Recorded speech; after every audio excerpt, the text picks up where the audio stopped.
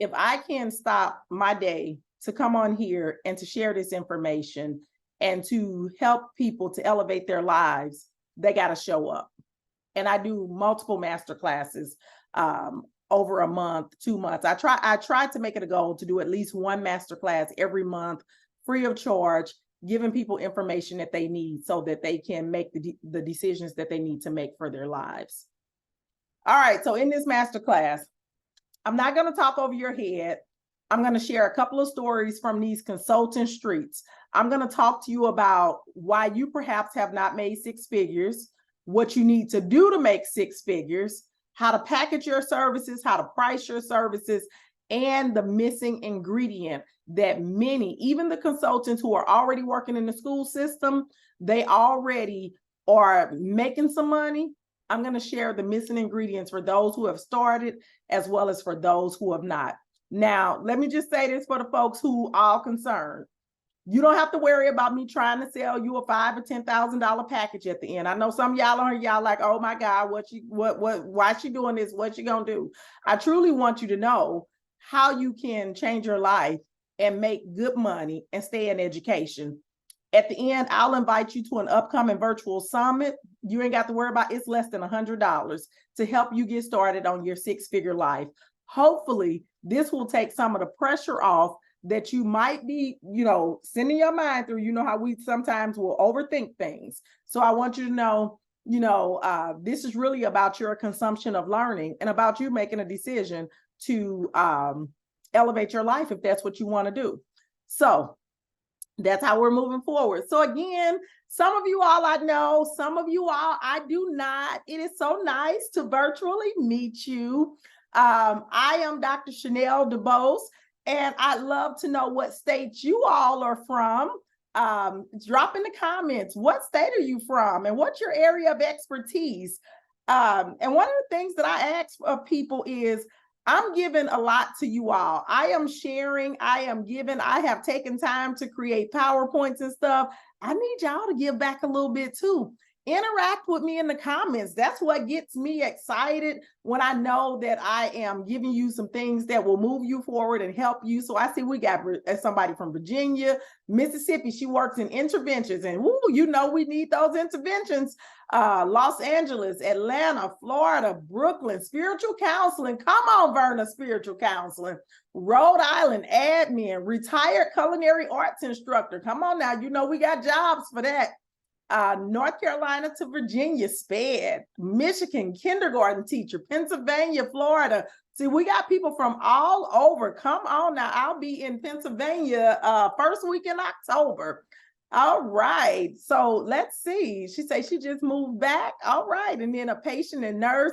All right, Dr. Shipley, Kansas City. All right, so that is so good to see. So I want to tell us right now, for those people who are not familiar with consulting, one of the things that you have to know is that what works in the school system as a classroom teacher does not work in the consulting world as a consultant. All right, I said, y'all dropping them in the chat. She said, Texas, a mentorship, a pre-K teacher with the focus of literacy. I am loving it. Heather says she's SPED. All right now. So you can see some of your matches in the chat of where people are from and what their area of expertise is. So let me tell you, in the consulting world, teacher behaviors don't work in the business world. This is a true business world. So in the consulting world, in the teacher world, you go in your classroom, you do your work, you close your door, and nobody bothers you. You share a little bit with the teacher next to you, and you make sure not to give her everything, because if you give her everything, she might outdo you. That's not how it works in the consulting world. In the consulting world, we share, we help, we support one another. And so to begin to help you to move in that direction, it's as simple as beginning to share in the chat. Say to yourself, I am going to engage. I am going to interact. As a part of the networking that we do, we engage, we interact. So people engage, interact. And if nothing else, this is what I want you to tell yourself. Don't nobody on this Zoom know me. That lady who running that Zoom don't know me. And all those people that's on the side of that Zoom don't know me. So I can interact and be free in a safe space. Let me tell you a little bit about me. So I'm no different than each of you. I want to make that clear. Don't think that I had some type of special sauce, or I had some type of special hookup, or I knew 27 different administrators and all of my people hooked me up. That is not what happened. If you look at these pictures, I want you to know I love my family. The first picture is me, my husband, my 3 boys, and my 2 dogs. One of my dogs is pure black, and so she might be fading into the background. I love my family. And the second picture is me with my staff at Barbara Jordan Elementary. I love t-shirts. I love matching t-shirts. So anybody out here love to get shirts made and love matching t-shirts? I absolutely love matching t-shirts. And you're going to find me with some matching t-shirts on everything that we do. And so my staff love me because for every event, I got t-shirts made for everybody. Hey, we're going to look like a team, even if we ain't going to act like a team, but we're going to look like one. And then the third picture is me and my beautiful family. That's my whole family. I'm the youngest of 5 girls. My mom is on there, all of the daughters and all of our children. So all together, we are a family of 26 of immediate family. And as you can see, each family is color-coded in a t-shirt. Wonder who did that. I'm just saying, we got to coordinate, Janae. Yes, Amira said she loves t-shirts. The fourth picture is when I was in the school system, baby, I was a real teacher. I decorated my doors. I decorated my bulletin boards. I went in early. I stayed late because what you not going to do is come into my room with a bare room. So I get everything that we're going through, what we're saying. And my last picture, I love me some Oprah. Now, you can say what you want to say, but you better not talk about Oprah. Oprah, everybody, ain't nobody perfect. Leave Oprah alone. Oprah done a lot for me. So leave Oprah alone. I love me some Oprah. And I love Drake. I love to travel. And I was quite simply, I was tired of being broke, y'all. Like, no LOL. Let me tell you, here are some of the things that kept me from starting.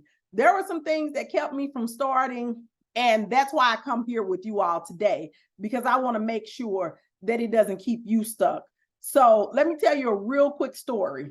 I want you to know that the sooner you get started, the sooner you get to live in it.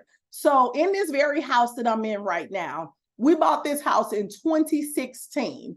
In August of 2016, we bought this house, and we wanted to be in a particular school district for our boys because we were living in what's known as Florissant, Missouri, in a beautiful home, but we were paying $20,000 a year for our boys separately to go to school. We had 2 of them in school, and a third one was getting ready to start, because if you don't know, my last 2 boys are back to back. They are exactly 1 year apart, November 30th and December 1st. So they are right now 16 and 17. So my oldest son was 5 years older than him. He was in school. Chauncey started school. So we were paying 2 private school tuitions. And then the next year, Zach would be starting school. So that would have put us at $60,000 a year for school tuition, because the schools in our neighborhood were trash. They were horrible. Only 20% of the kids who went to the school were reading on grade level. And I was like, why would I put my kid in a school where the kids are not even learning how to read? And I'm a teacher and I know better. So we decided to put the kids in private school. However, when that third one got ready to add, it was too much money. So we said we would do better moving into a house in a better school district and giving up what we thought was our dream home. So we moved into this house that is in an area called Clayton, Missouri. In Clayton, Missouri, we have Clayton School District, which is the 4th best school district in the United States of America, not in Missouri, in the United States of America. You can look it up on any of the school rankings. And so in order to live here, prices of homes are really expensive. And so when we began looking for the house, we tried to buy a house at the lower end and said we would just do the work to fix it up to make it better. Well, we bought this house in August 2016. When we bought the house, the goal was to get it fixed up that year. Here we are in September 2023, and we are just now finishing the attic. So we've done the attic, which is the space that I'm in now. It's now my office. We redid our kitchen. We redid all of the floors. We had to do a total makeover on our bathroom, had the basement remodeled. So as you can see, all of these, this is a lot of construction and a lot of money. And when I talked to one of my mentors, she said, why wouldn't you just buy the more expensive house and live in it? And I said, well, it was more. She said, well, how much did you spend on these repairs? Well, my bathroom was $30,000. My kitchen was $35,000. My basement was $40,000. And as I kept adding, I looked at her and I said, if I'd have just bought the house, the other house that was already done, I could live in it and it'd be the way I wanted it to be. Instead, I've been living in this house that has been piecemeal together. And guess what? Now that it's almost done, guess who's moving next year? Me. So I fixed this house and fixed it up for somebody else. So that's why I come here to tell you, go ahead and get started now, because the sooner you get started, the longer you get to live in it. And that was the big lesson that I learned from buying this house and trying to piecemeal it together and trying to do things with a lack mindset. Because had I bought the house that we looked at initially, everything was already done and we could have been living our good lives in a fully remodeled house. Instead, we've been uncomfortable in this house with construction happening for almost 5 years now. So I want to help y'all to get started and show you why in a minute these things kept me in doubt, why it kept me stuck, and why it kept me re-signing that contract, even though I knew in my spirit that there was more and there was another way, because my mind kept telling me, you don't have any experience with running a business. I was worried about not being able to find enough clients. I was worried about the time and effort it's going to take to learn and to implement the necessary systems. I didn't know how to approach schools and how to get them to hire me. I had no clue how I was going to make that happen. And I didn't know how to price or what to charge. And so those things kept me saying no, going in doubt, running backwards, and not doing the thing that I knew I needed to do, the thing that was in my spirit, and the thing that I knew that I didn't need to re-sign that contract again because I just wasn't happy. But consulting has led me to time freedom. This picture right here, this was just yesterday on Friday. My son called and left his, and I didn't put any money on his account. And so I ran and picked him up from school, took him to grab lunch. As you can see, there's his sushi right there on his lap. He went and got him some sushi. I don't know what 16-year-old be eating sushi like that. And then this second picture, just at Labor Day, September 1st through the 4th, 28 of us went to the Bahamas on a cruise for Labor Day as a family. So this is my family. We planned a cruise. We went on it, and it was amazing. This is what consulting allows me to do. This is me at the beach. That's where I love to be. I love to be on the beach. I live in Missouri. For those who don't know, I'm in St. Louis, Missouri. We don't have any beaches here. We don't get that. So I go to the beach whenever I can, and I love being at the beach and getting money into my bank account.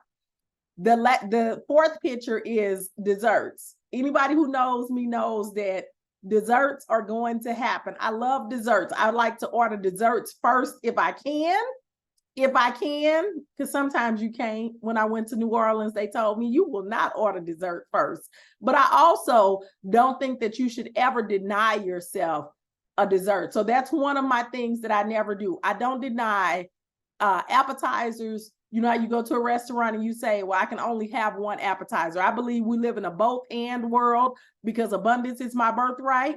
And I'm not going to lower my life by limiting an appetizer when I can have it. And at the end, if I want a dessert, I can have a dessert.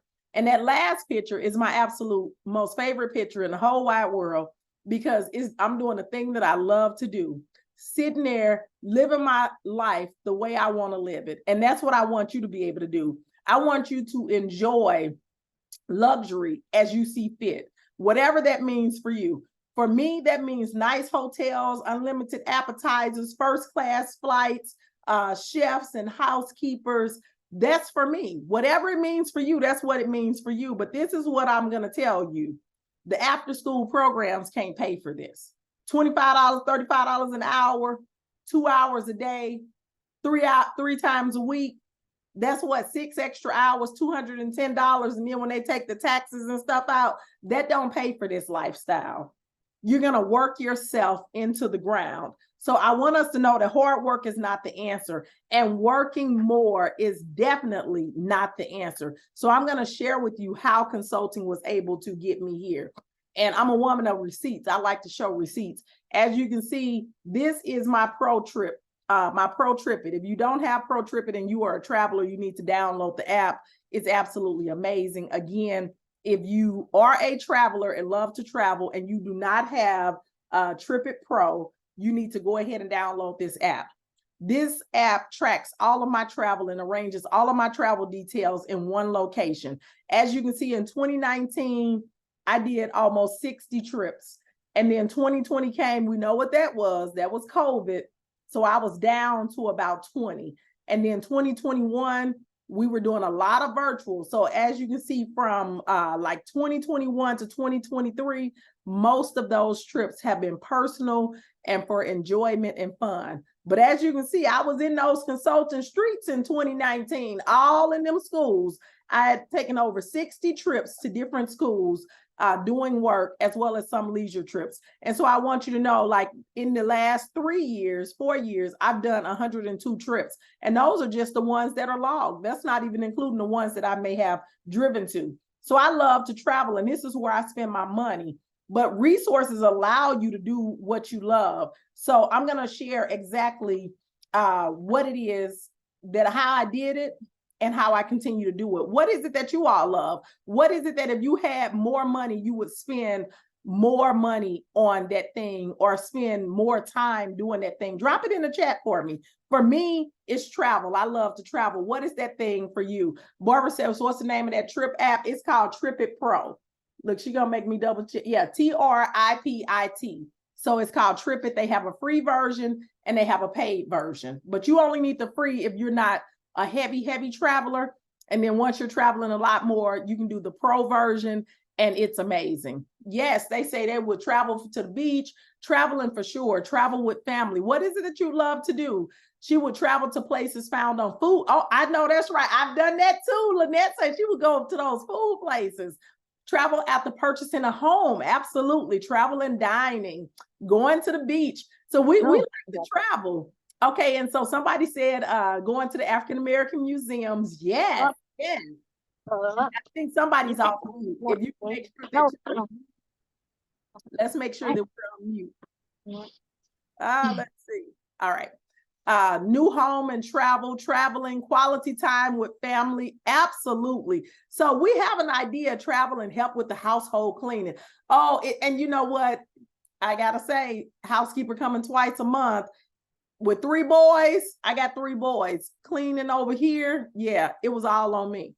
Travel, move home, move to a home and help my family. Absolutely. So I'm telling you, consulting is the way to do that. Now, this is what I want you to know, because I want to make sure that I'm crystal clear. She said Black-owned bookstores and coffee shops in different cities. I love it.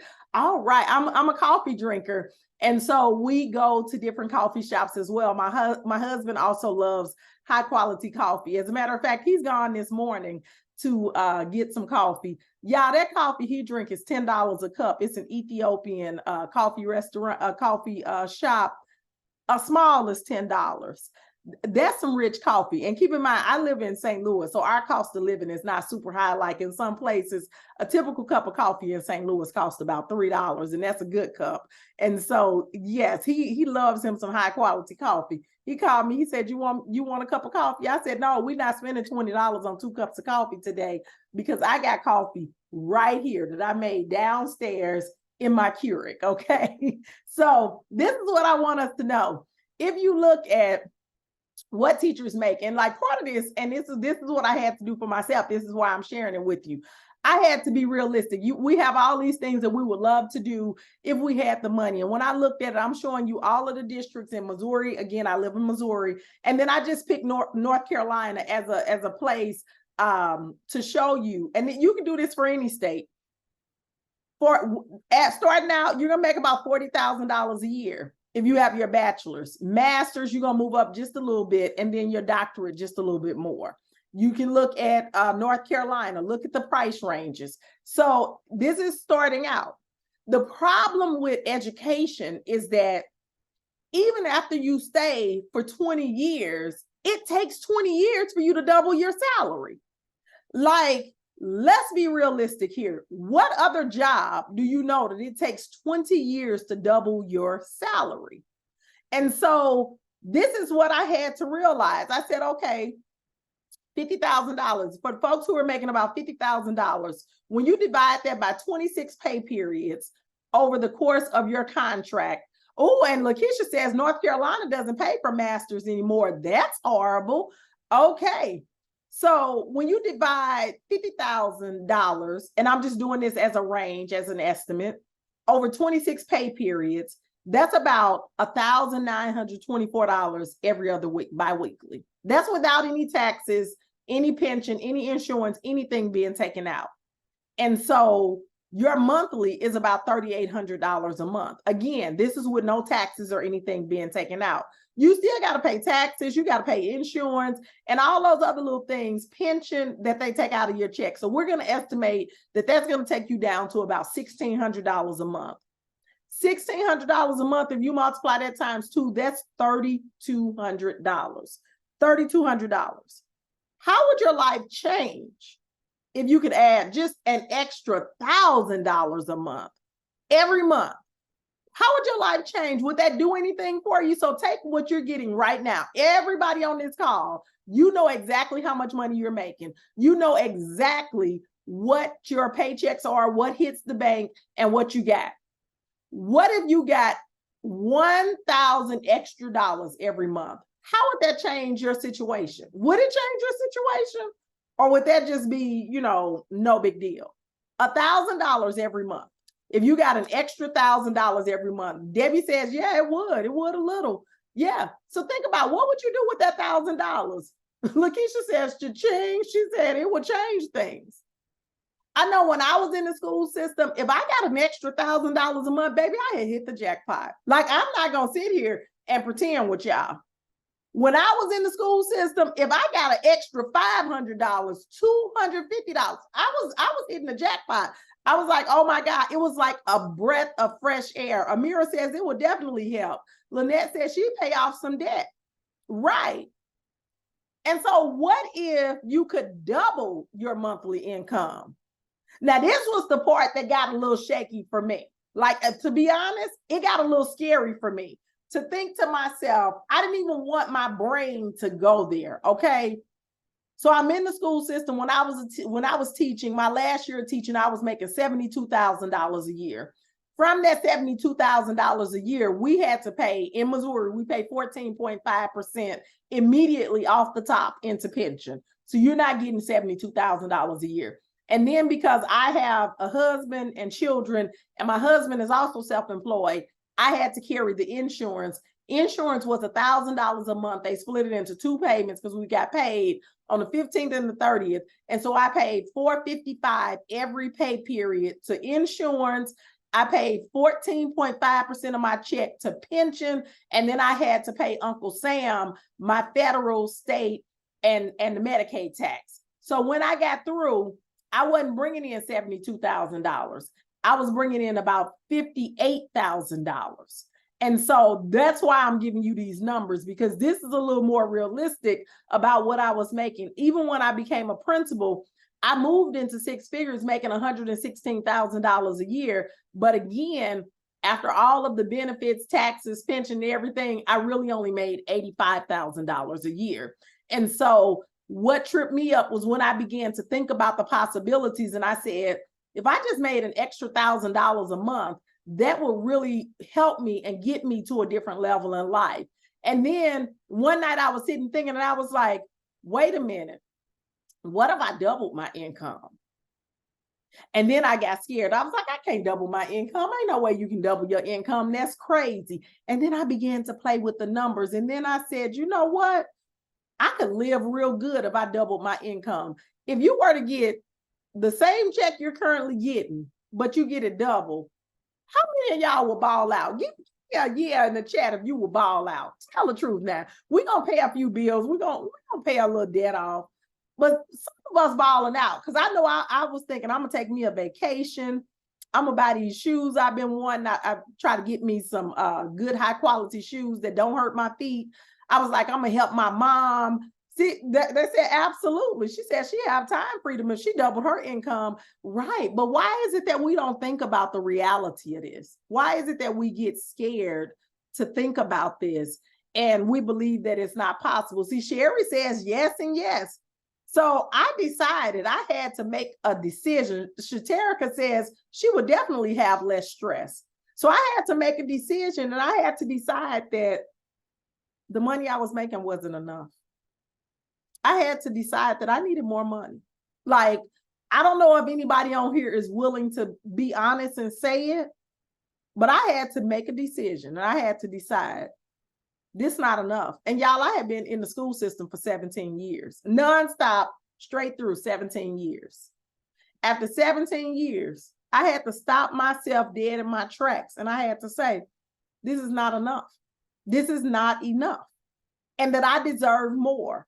And I felt like after 20 years of my life being in the school system, that my life should be different. That I'm just telling y'all what I felt. I said, my life should be different. And see, these are the things that people don't want to say. These are the things that we don't talk about because we think it makes us a bad person. Or if you say it to somebody you know, they're going to talk about you because they're going to say, she's ungrateful. She's ungrateful because here she is with this good job, making good money, and she's sitting over here hollering about she want more. See, because we've been taught to struggle, that we should not live abundance. But I do truly believe abundance is my birthright. And the only way that I was going to get more was to ask for more and to require more and to expect more of myself. And so when I said to myself, after 20 years, my life should be different. Did it mean I had a bad life? No, I did not have a bad life, y'all. I had a husband. I had kids. I had the house. I had a cute little car. I got 2 dogs. We always have 2 dogs. I had 2 dogs. You know, people think that you're supposed to have this rock bottom moment where everything is falling out the bottom. You are struggling and on drugs. That's not how it happens for high achievers, people.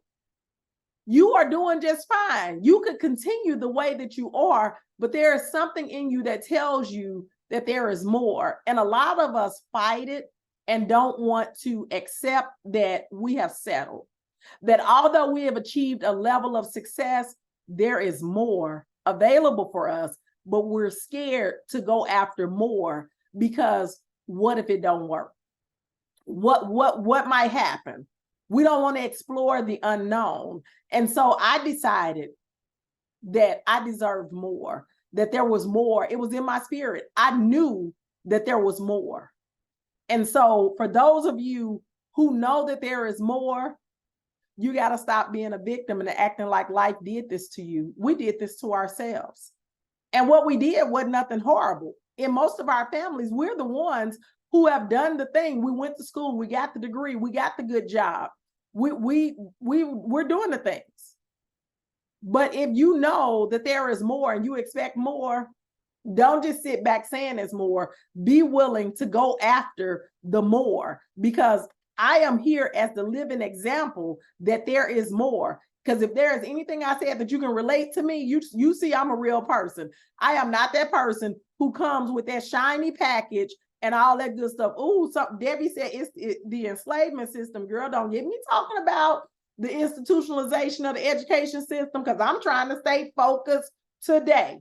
So this is what I'm going to tell you. I am going to share with you the step-by-step strategy of how to build a 6-figure business. I am going to share this with you, but I want to know how many of y'all truly believe that you can make $100,000 by the end of the year. Put it in the chat. Put it in the chat.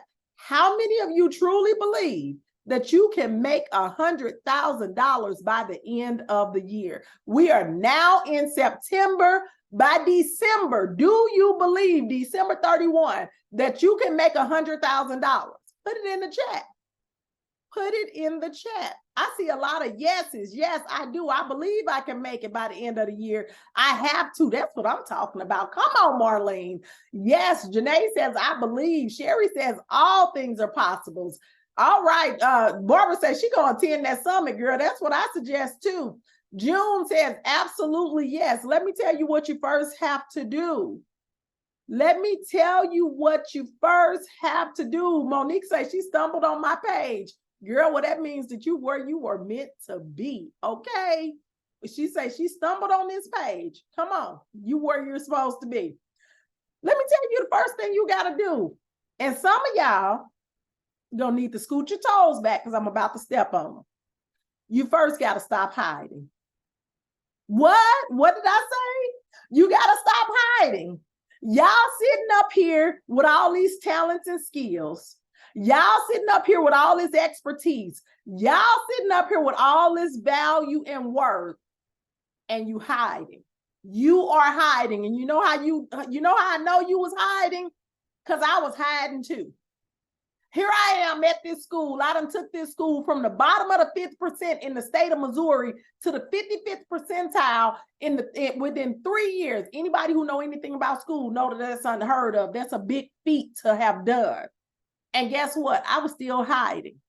I didn't want the spotlight on me. I didn't want no recognition for my work. I wanted to be humble. I would go, I would help people for free. People would call me. Other principals was calling me, Chanel, let me talk to you for a minute. Y'all know how they do you. Let me run something by you. What they say to you when they call you. What they say to you when they call you. I want to get your opinion on this. And then we tell them, we give them the solution to their problem. Barbara said it. See, Barbara said it.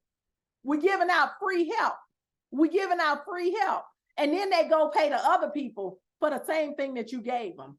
But it's only it's only one difference why they paid the other people. They paid the other people because they told them they had to pay. We didn't. We gave them the information for free because we're hiding. We're hiding our brilliance. We're hiding our expertise. We're hiding our talents. And then we wrap it in, I want to be humble. We wrap it in, I want to be kind. I want to be helpful. We wrap it in all these things when really it's us hiding. So today, I want to help you to stop hiding. I want to help you to identify your value. And I want to help you to be able to get paid for what it is you do already. I'm not asking you to go out and learn a whole bunch of new skills or anything. I want you to get paid for what you're already doing. I don't do anything different than what I was already doing. It's just a different way of doing it. Oh, let me give me a cup of coffee after that. Do anybody understand what I'm saying? And are we ready to get into step number 1? We ready? Are we ready to get into step number 1? All right. They say yes, yes, yes. All right. Come on. Step number 1. Let's go. First thing you got to do, for real, you got to believe. You got to believe. The first thing you got to do is believe. So let me give you a quick story. Let me give you a quick story about what I mean by believe. Amira say, you are preaching this morning. I'm trying not to. I am trying not to. I'm just trying to give y'all this information because I'm telling you, this is life-changing. So let me tell you a quick story. I was having a conversation. I was at this school event. Y'all know how we go to these school events. Because we're educators, we're always around other educators. And I was sharing what it is that I did. So I had done this PD for my teachers. In my school, I worked in a predominantly Black school. Now, my school was predominantly Black. Now, catch what I'm saying. My school was predominantly Black, but my district was very multiracial. But the particular school that I worked in was the lowest income school in the neighborhood, and it was predominantly Black. And when they placed me there, it was to hold the position until they hired somebody to take the position. The truth of the matter is they knew I wasn't gonna go there to work, and so they tricked me. So I went on over there and I was working and I was doing the work and making a difference. And we got this Hispanic family in. It was one of our first nationalities to come in because, again, the community and the neighborhood was 54% diverse. It was a very well-to-do middle-class neighborhood in a great part of St. Louis called University City. So this Hispanic family came in. And when they came in, I was like, oh, we got to support them. We got to get an interpreter to help mom be able to understand. Their kid was in kindergarten. By the end of first year, she was, speaking more fluently in English. She was reading and everything. So then they talked to some of their relatives. And then another family came in who was Hispanic. And then we got a Mandarin family in. And we began to just make sure that everybody felt included. It wasn't anything that we put a plan out for. It's just that, hey, you're here. We're going to make sure you feel like you're a part of the community because that's what we do, right? So we were doing that. And then by the end of year 2, we looked up and we had 14 nationalities in our building. So I knew that when I looked at the data, I was like super shocked. I was like, oh my goodness, we have kids from Cambodia, from Nigeria, from China, all these places in Asia. And I was like, oh my goodness, we have students who are from Mexico and all of these different areas in Mexico. So we have 14 different nationalities. So I did this PD for my teachers, and I was explaining to them the data in our building, the different nationalities, but instead of just doing it as a talking PD, I did it as an interactive PD to help them to understand what it might be like for these students who come from their home country into a new home country and they don't speak the native language, and what it's like for them to be in this school with all of us who have similar cultures. So I put the teachers through this activity, and it was amazing. We had such a great time, but there was so much empathy and there was so much understanding for the things that we can do. And then the teachers put together a plan for how they can make sure that we welcome any student, not just those who are coming from a different country, but any student into our school. One of my things as a building leader was that I knew every one of my kids' names. I had 392 students, and I knew 392 names. When you passed by me, I didn't say, hey. I said, hey, Jamorian, hey, Alicia, hey, Tanya, hey, Felicia. They knew that I knew their name. And so that was important to me. And so the teachers put together this plan. They put together this plan, and we started implementing this plan. But guess what? Nobody tore that plan down because we all helped to build it. So I was telling this story to another principal one day, and we were at like at a principal's workshop, and he looked at me and he said, would you come and do that same PD for my teachers? And I was like, huh? He was like, well, you've already done it. You know how to do it. Would you come to my building and do that same PD for my teachers? I thought about it, and you know how all those thoughts run through your head. Well, how am I gonna do that? I got to work at my own building. How am I gonna come to your building? I need to be in my own building. Boo, boo, boo, boo. So he was like, well, you take a personal day. And I was like, true. And so he said, would you be willing to come and do it?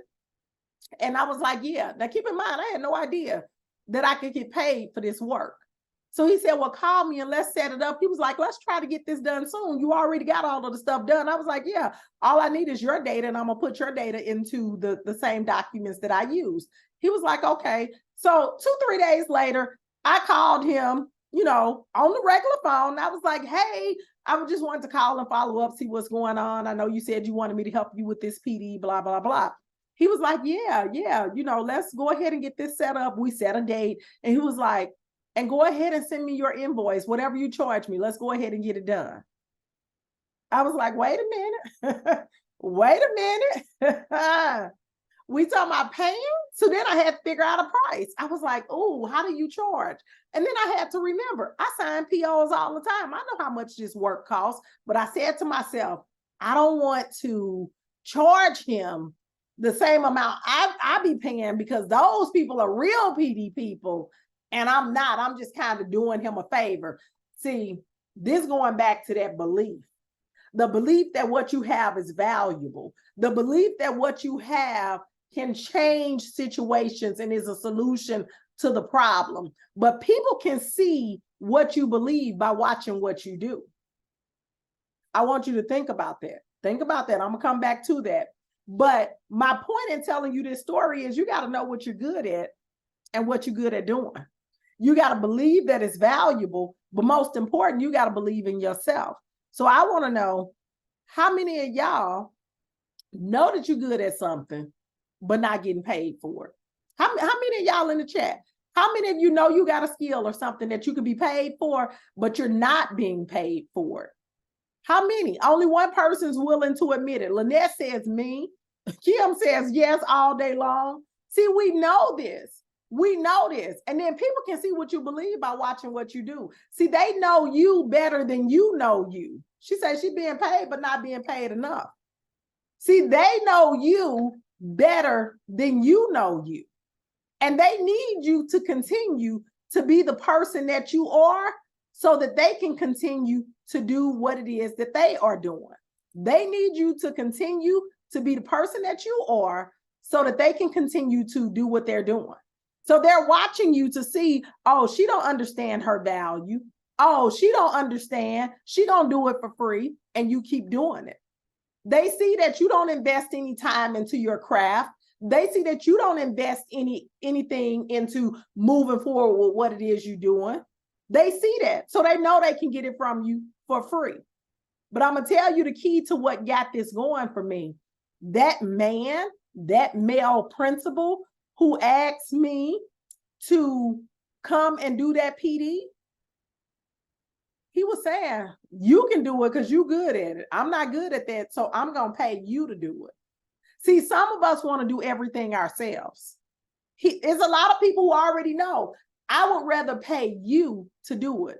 Some of us normally on this Saturday morning, we get up cleaning our houses. Some of us on this Saturday morning, we get up cleaning our houses, have our music going, when if it was possible, you could pay a housekeeper to come in and clean your house. It wouldn't make your house any less clean, but some of us want to get the luxury of being able to say, I clean my house. I get the luxury of saying, I keep a clean house. I keep a clean house, but it ain't because I'm cleaning it. People can see what you believe by watching what you do. So I'm just going to leave it there. You can figure out the rest on your own. Let me tell you some of the myths I had to break. I was believing the wrong stuff and no one had told me. And I'm going to go out on a limb to believe that some of you all are in that same situation. I was believing the wrong stuff. No one had told me anything different. I'm not LOLing you. I truly thought unless you were married to a doctor, a lawyer, or had some other type of good income in the house, that the good life wasn't possible. Like I had what I had and that was it. But to even believe that you can live a better life, live in a better house, vacation in different ways, and do all of these things, I thought that you had to have married up. That's what I believed. My thinking, though, was very limited. And I only talked to other teachers and people that were similar to me. See, that's part of the problem. We don't always get to talk to people who are doing a whole lot better than us. And so all of my friends were teachers because those are the people who I made friends with. And then the people from my old high school who I was still in communication with, even she was a teacher. So I didn't have a lot of other people who could tell me anything different. And so that's why I'm here today, because I thought that hard work was the key to success. And that truly, it took a long time to make a lot of money. That was what I believed. I believed that the school system provided security and to do anything else was a risk. And I even believed that the school pension was the best pension. Is it anybody on here who believes that you can't survive unless you have your school pension? That's what I thought. I was like, oh, I got to work 30 years to get my pension. You don't have to work 30 years to get your pension. Let me be clear. That is the school system institutionalizing you to believe you have to work 30 years. They are telling you when you have permission to retire. Let me say that again for you. They are telling you when you have permission to retire. Your money is your money in that pension. If you stop at 20 years, it's still called retirement. Your money will sit there until you are the age that you need to be to withdraw your money. But it is their goal to keep you there for 30 years. And so they tell you, that's right, it's indentured servitude. Debbie said enslavement.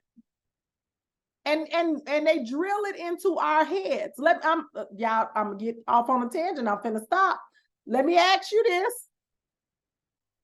Where do you think you get these ideas from? A lot of us women, and that's what the majority of this group is, a lot of us women, we dream of our wedding day. Think about this. If we can just put all of the facades down and let our guard down for a minute, we dream about our wedding day. Why do we dream about our wedding day? Because that's all that we see and hear about as a kid. We dream about having children. Some of us, we know what dress we want to wear for our wedding. We know what we want it to look like, how we want our hair to be. We get excited and tingly thinking about our wedding. Why is that? And then we have this idea of what it means to have children and a family. And then what's the next thing we think about? We think about our home. That's the American dream, people. That is the American dream. We think about the beautiful home with the white picket fence and the big backyard. And for me, it was 3 bedrooms and 3.5 bathrooms and a walk-in closet. And we can just keep going. Why do we think about that? But let me ask you this. I'm gonna move on. Look, she said at a pool. See what I'm talking about? Okay. But let me ask you this. Why don't they tell us to dream about what happiness looks like for us? What satisfaction and fulfillment looks like to us? See, we can dream about all those things. And we go and we do all those things. And then we realize I'm not truly happy. I'm alive. I'm doing okay. But is this really the dream life that I dreamed of? Because the life that I dreamed of did not require me to be at work from 7 a.m. to 6 p.m., did not require me to have to take phone calls and show up for events and do all this on Saturday and Sunday. It did not, my dream life didn't include me robbing Peter to pay Paul, working from a budget that's so strict that if I did anything outside of it, it would throw me off for the next 2 weeks. It didn't include me not being able to go see my mom because I was too tired when I got off work. And it didn't include me not being able to take naps, get rest, and it didn't include me being burned out. I'm just telling y'all that didn't happen for me in my dream that I imagined. But nobody asked us about that. We worried about a wedding and a house and a car and some kids. When do we really stop to think about what it takes to live your dream life? And so that's what I want to help you with. So my thinking was limited. And so in order to work through that, I also said it's too competitive in the world of consulting. I was like, it's too many people. There's a lot of consultants. Y'all, let me just tell y'all, that's not true.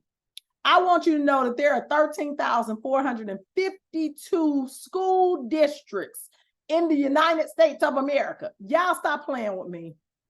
Out of those 13,452 school districts, there are over 130,000 K through 12 public schools in the United States of America.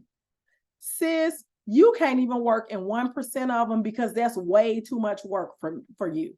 A lot of us think we need 20, 30, 40 schools. No. You need 6 to 8 contracts per year, and you're going to be living the life of your dreams. I'm going to tell you more about that in a minute. And if you're wondering if consulting is real, consultants make up 33% of the workforce. It's a $2 billion industry. Y'all, I need y'all to stop letting these people on these news shows and people who are not in consulting tell you these stories.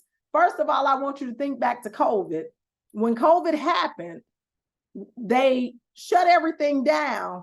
So why did Uncle Sam then give everybody checks and then realize, oh, but wait, there are consultants who make up 33% of the workforce. So we got to give them checks too.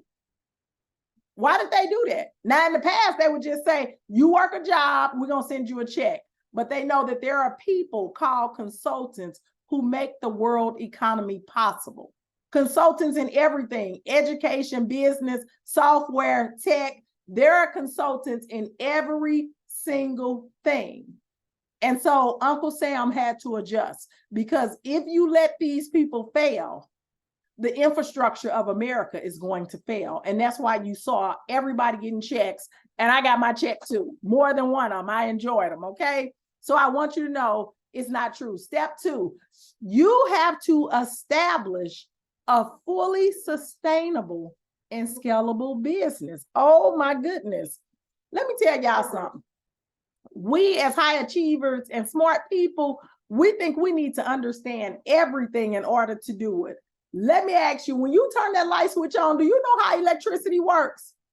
No, we don't know how electricity works. All we know is that we flip that switch and that light comes on. We don't know the true mechanism behind how electricity works.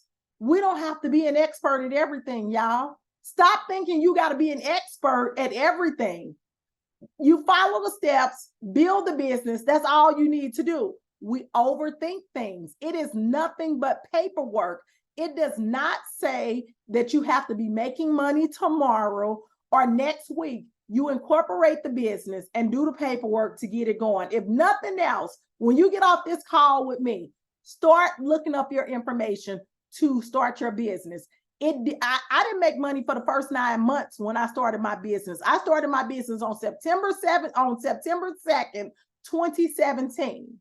September 2nd, 2017. Anybody who follows my page, you will see that I had a 6-year work anniversary, business birthday anniversary, 6 years. It took me 9 months to begin to bring money into my business. And then let me go ahead and dispel this myth for the rest of y'all. I can't afford it. Stop it right now. Stop it right now. Because in Missouri, it costs $52 to start a business. In Georgia, it costs $100 to start a business. Thank you, Amira. In North Carolina, it costs $128 to start a business. Texas, it's $300. Florida, it's $125. Michigan, it's $50. Mississippi, it's $53. Ohio, it's $99. Come on now. Yes, it's $52 in Missouri. Absolutely. Come on now. We get nails done that cost more than that. When we go to the hairdresser, to the salon, that costs more than that. We got to stop, people. We got to stop playing victim and acting like we can't change our situation, because we can. If you're wondering how much it costs, and if you're wondering, can I do this? Listen here, don't even worry about doing it. Go to inkfile.com, INCFILE.com. That lowest package they have is what it costs through your Secretary of State. They will set it up for you absolutely for free. And so I'm dispelling all of these myths for y'all, because we got to make a decision to change our lives. It's nothing but paperwork. Go ahead and get the business set up. We're not going to do this thing with this home address and business address. Oh my goodness. Y'all, you're going to have to come to the summit so I can walk you all the way through that and dispel some of these myths, because that's too much playing. Inkfile, INCFILE.com. And they will do it for you for the exact same price that your Secretary of State charges. Nothing additional. Do that lowest package. I think it's like the bronze package, but it's the lowest package. Now, they want to try to make some more money to do some extra stuff for you. I ain't told you to get the extra stuff done. I said do the lowest package. It's the exact same price that your Secretary of State is going to charge you. Okay, so we walked through all of this in the summit that's happening at the end of the month. Step three, you got to know what you're really good at. What is your superpower? All of us have a superpower. Y'all know I just did I went to see Transformers while I was on the cruise, Transformers 3. Y'all know I'm a superhero fan. Don't get to talking about Marvel or DC, because me and my boys, we go to see them all. And so even Even the Autobots, every last one of the Autobots has something that they're good at, their superpower, and they are expected to use that thing. You got to know what your superpower is. You got to know what your superpower is. And guess what? You don't have to limit yourself to what you do in that classroom either. Let me tell you, my superpower is being able to strategize.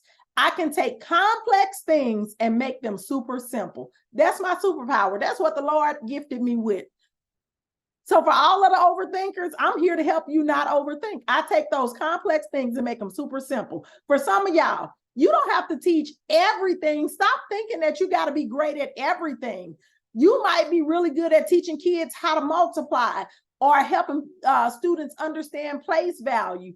Maybe you are really good at writing. Guess what? At school, you teach more than writing, but writing is the thing that makes your heart float. That's fine. Maybe it's reading comprehension. For me, when I was a high school English teacher, baby, reading comprehension and character development, the teachers would come and they would say, we know that you had Miss DeBose because you understand character development. I was really good at teaching kids character development. So think about what it is you're really good at. Maybe it's dual language or SEL. Let me tell you about my friend Christine. My friend Christine, she, a wonderful mom, had quintuplets. If you don't know, that's 5 kids. She had quintuplets. And when you have 5 babies at one time, it's a whole bunch of work. When I went to her house, I wanted to cry for her because I couldn't even handle one. And then when I had them 2 back to back, I was ready to go on and walk up out the house. And I would remind myself, you can do anything temporarily. I promise you, that's how I made it through the first 2 years of Chauncey and Zach's life, because I said, you can do anything temporarily. If I can just make it through these first 2 years with this 1-year-old and this brand new baby, I'll be okay. 2 years. Remind yourself, you can do anything temporarily. So I was at Christine's house. Christine has new quintuplets. I'm trying to help. I ain't no help, y'all. I wasn't no help at all because I was more stressed than she was. But Christine had mastered the daily grind. She had figured out a system to make sure that all of her kids ate, how to get the dishes washed, how to put them to sleep, how to pack up to go. She had figured out all of these systems. Now I'm supposed to be there helping her, and she trained me. I was like, oh my goodness, this is amazing. How did you figure this out? And she had all of these routines and systems in place. And so she was amazing at this. She made it through year 1. And then by year 2, she was a well-oiled machine. And so what happened was when she took the kids back to one of their appointments, she was in the waiting room with another lady who had, multiples. And the lady and her got to talking and they exchanged numbers. And so Christine kind of started mentoring and helping this lady who was new to multiples. And so the lady was talking about how awesome it was. And then that lady knew somebody who had multiples and referred them to Christine. Y'all, guess what? Christine ended up making a whole bunch of money mentoring mothers of multiples. She started showing them the systems. She would either go to their homes or they would talk on the phone. And she would only do one or 2 days. She would allow them to come to her home so that they can see the systems that she set up. And they paid her for this. So when I tell you, whatever you are good at, you can get paid for it. There is an audience for it. All of these billions of people, you just got to know who you need to sell to. See, Christine, she could possibly sell the system to moms with 1 kid. But see, our struggle ain't as hard. She had mastered having multiples, the systems you need with multiples. And she was able to make really good money doing what she already does, living her life and just sharing with other people. That's all consulting is, people. That's all consulting is. If you want an example in the world of academics, look up Graham Fletcher. Anybody familiar with Graham Fletcher? Graham Fletcher specializes in word problems. He loved word problems. They were challenging for his students. And so he started creating these videos to help them understand word problems. He didn't try to teach everything in mathematics. Yes, see, Tiffany is aware of it. Get Fletcher with it. Yes. So he had only been a teacher for 10 years. And he's still a teacher, if I'm not mistaken, or maybe he's left by now because it's been a while since I followed him. But I've met him on several occasions. Regular old person. He was just doing what it is that he loves, figuring out how, she said he's still teaching, figuring out how to get kids to, understand word problems in second and third grade. All of his work is around that. He's expanded just a little bit now, but he has all of his products. He does PDs on word problems. He has products that he sells, videos that he sells. He's on Teachers Pay Teachers. I'm just saying, check him out. For those of you all who maybe yours is not the academic portion, I want you to check out Lavana Roth, Roth. She does Ignite Your Soul.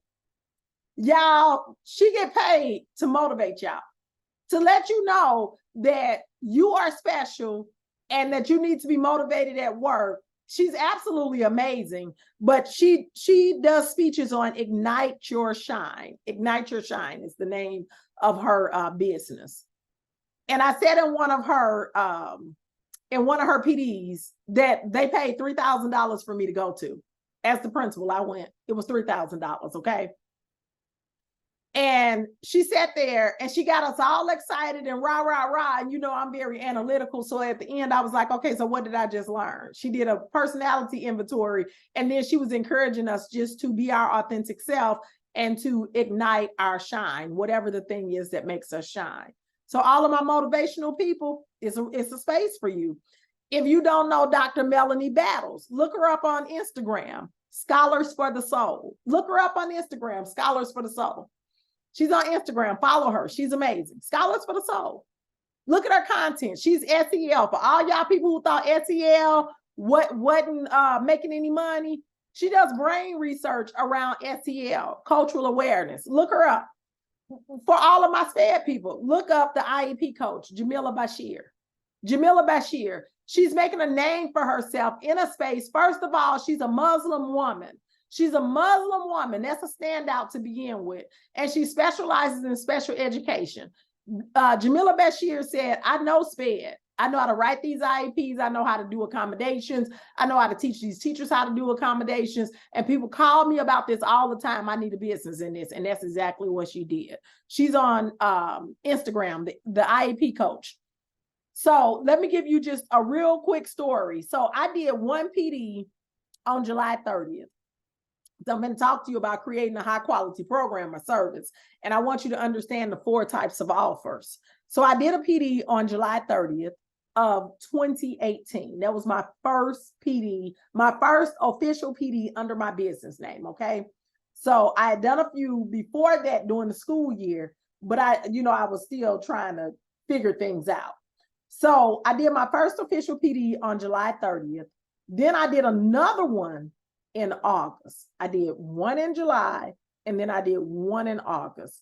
And then I did 2 in September. Then I realized I needed to put a package together. So I'm helping you to not make the same mistakes that I made and stop trying to offer one-off PDs. So listen to this closely. I did one in July, at the end of July. Then I did one somewhere else in August. Then I did 2 PDs in September.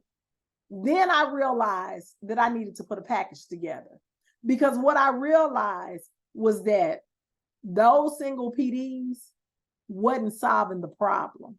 Okay. They were not solving the problem. It was getting people excited, giving them a strategy, but there was no follow-up. There was no culminating learning or anything. And that's not helpful. I knew that as a building leader. I knew that as a teacher. So I said, oh, you need to be offering a package. So my first package was $5,000 for 3 sessions. Okay, $5,000 for 3 sessions. Can I tell you that my current package is $43,000 for 6 sessions plus an assessment. Now, how did I go from $5,000 for 3 sessions to $43,000 for 6 sessions today over a period of 5 years? The problem was I started too low. I was robbing myself, $5,000 for 3 sessions. And so I don't want you to do the same thing. And for some of y'all probably thinking they're going to pay you $5,000 to come in 3 times. If you don't know, PDs are typically 90 minutes to 180 minutes and not a full day. Some of us think it's full day, 90 minutes to 180 minutes. So it's up to 3 hours, okay? Up to 3 hours. And so I want us to understand that oftentimes we are robbing ourselves and you don't know it because there is nobody to tell you. There is no one to tell you. So I'm sorry, I was getting a text message in. Somebody's on their way to our rental property. So let's keep going.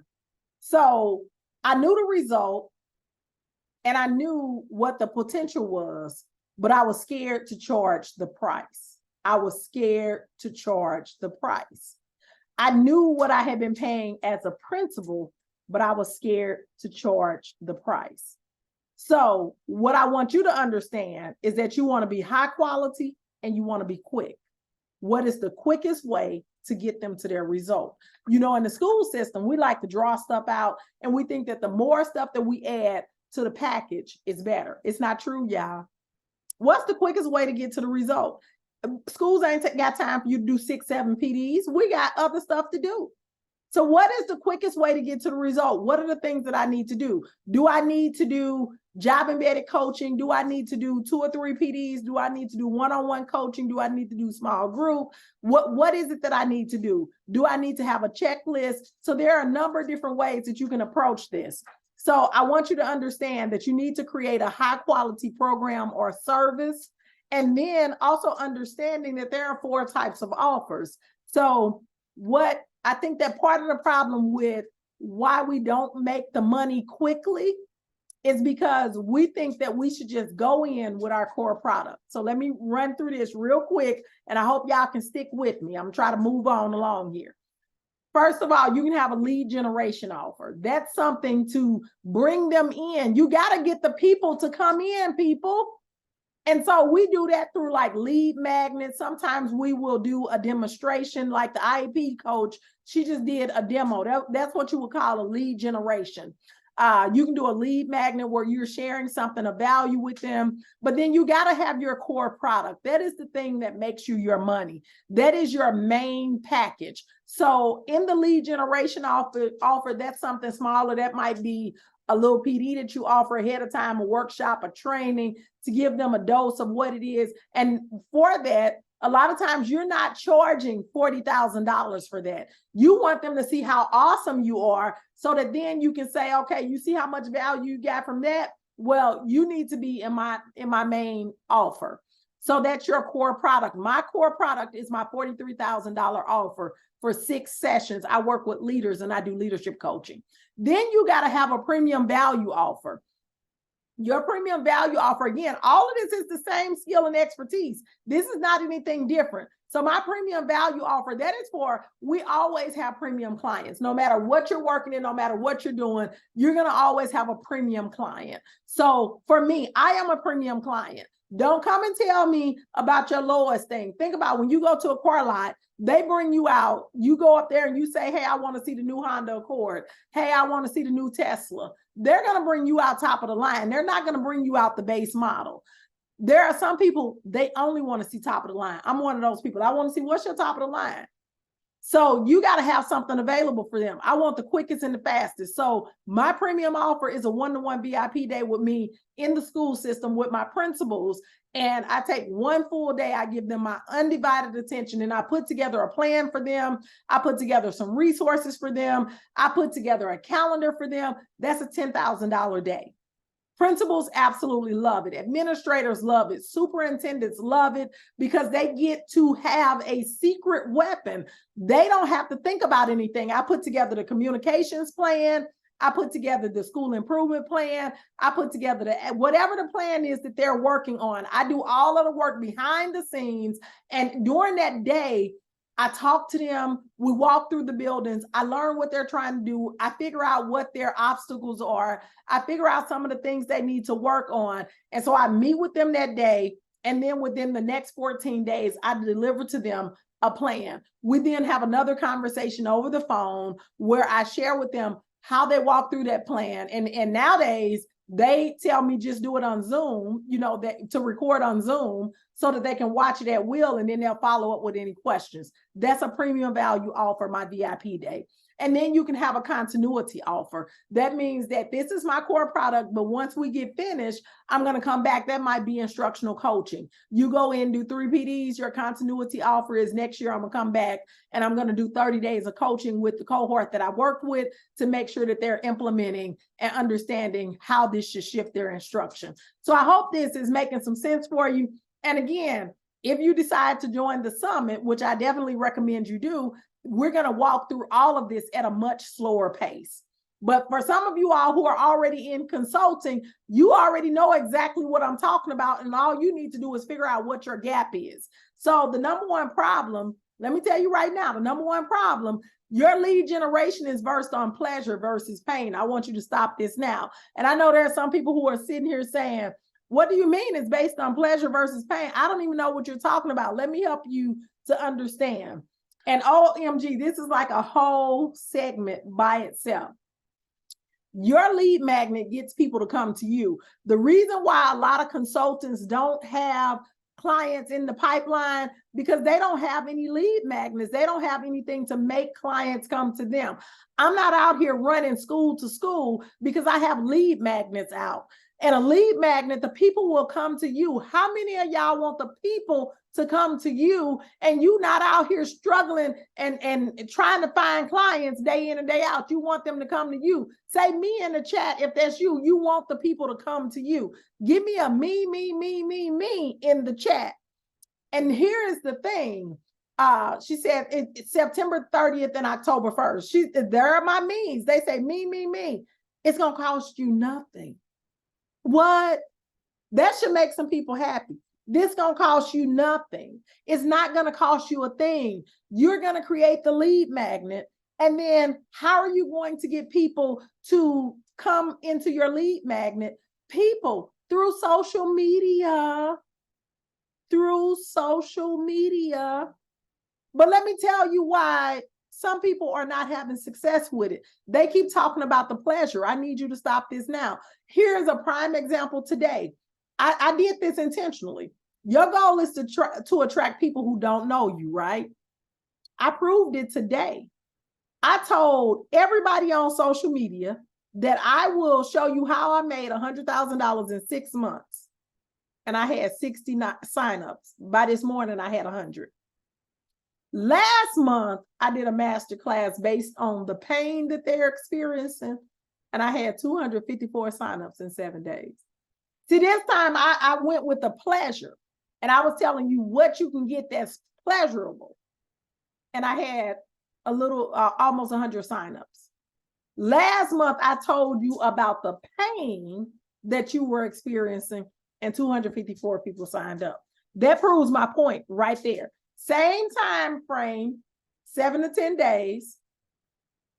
But when we talk about pleasure, people don't necessarily believe you.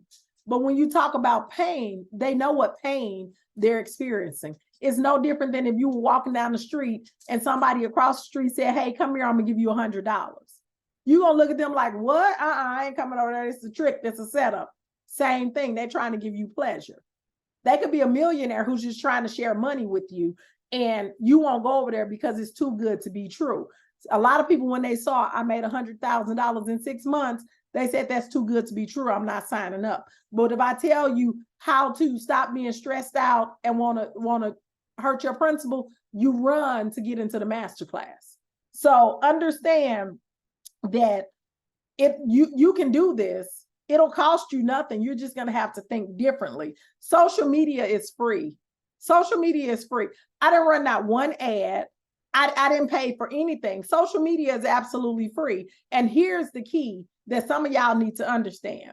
Your first contract is already in your contacts for 99% of us.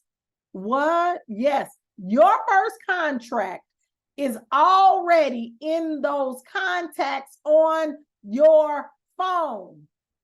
But I ain't got no principals and no administrators and no decision makers in my phone. You don't need to have them in your phone. See, we as high achievers, we don't ask for help. But when you let people know what you're doing and let them know how they can help you, is everybody you know somebody who's in the school system. Your beautician husband might be the superintendent.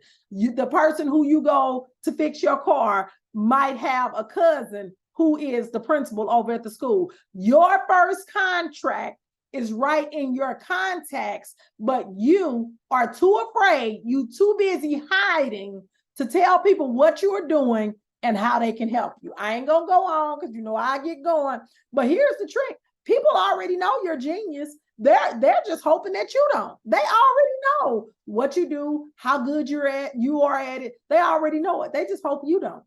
So as long as you keep hiding with saying stuff like, I don't like social media. Nobody asked you to like it.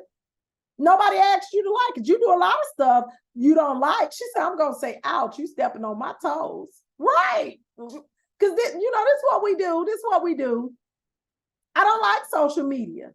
Then other people going to say, I don't have time. I can understand that time thing. Well, I'm going to tell you why you ain't got time if I can step on a few toes real quick. Because we too busy taking care of everybody else and making everybody else's dreams come true. We too busy making sure that we make all our kids' dreams come true. All of our family members, we volunteering over at the church. We picking up community activities. We showing up for extracurricular. I'm just saying, that's why you ain't got time. But even if you don't have time, hire a virtual assistant. My virtual assistant is $7 per hour, and I only need her 5 hours a week. So you telling me you don't have $35 a week, and you probably won't even need them per week. You can hire a virtual assistant for 10 hours per month. 10 hours per month. So we're just removing all of these barriers. And then some people gonna say, I don't know how. You don't know how. What? You only need to know how at what you're a genius at. If you know how to teach kids how to multiply, that's what you need to know the how to. You're not expected to be the expert in everything. You don't know how to make a lead magnet. You don't need to know how. All you need to do is follow the instructions or pay the VA to do it. It's real simple. Right now, those of us who brave, I challenge you right now. You got Instagram, you got Facebook on your personal page. Go there and say, are there any teachers struggling with fill in what you do right now?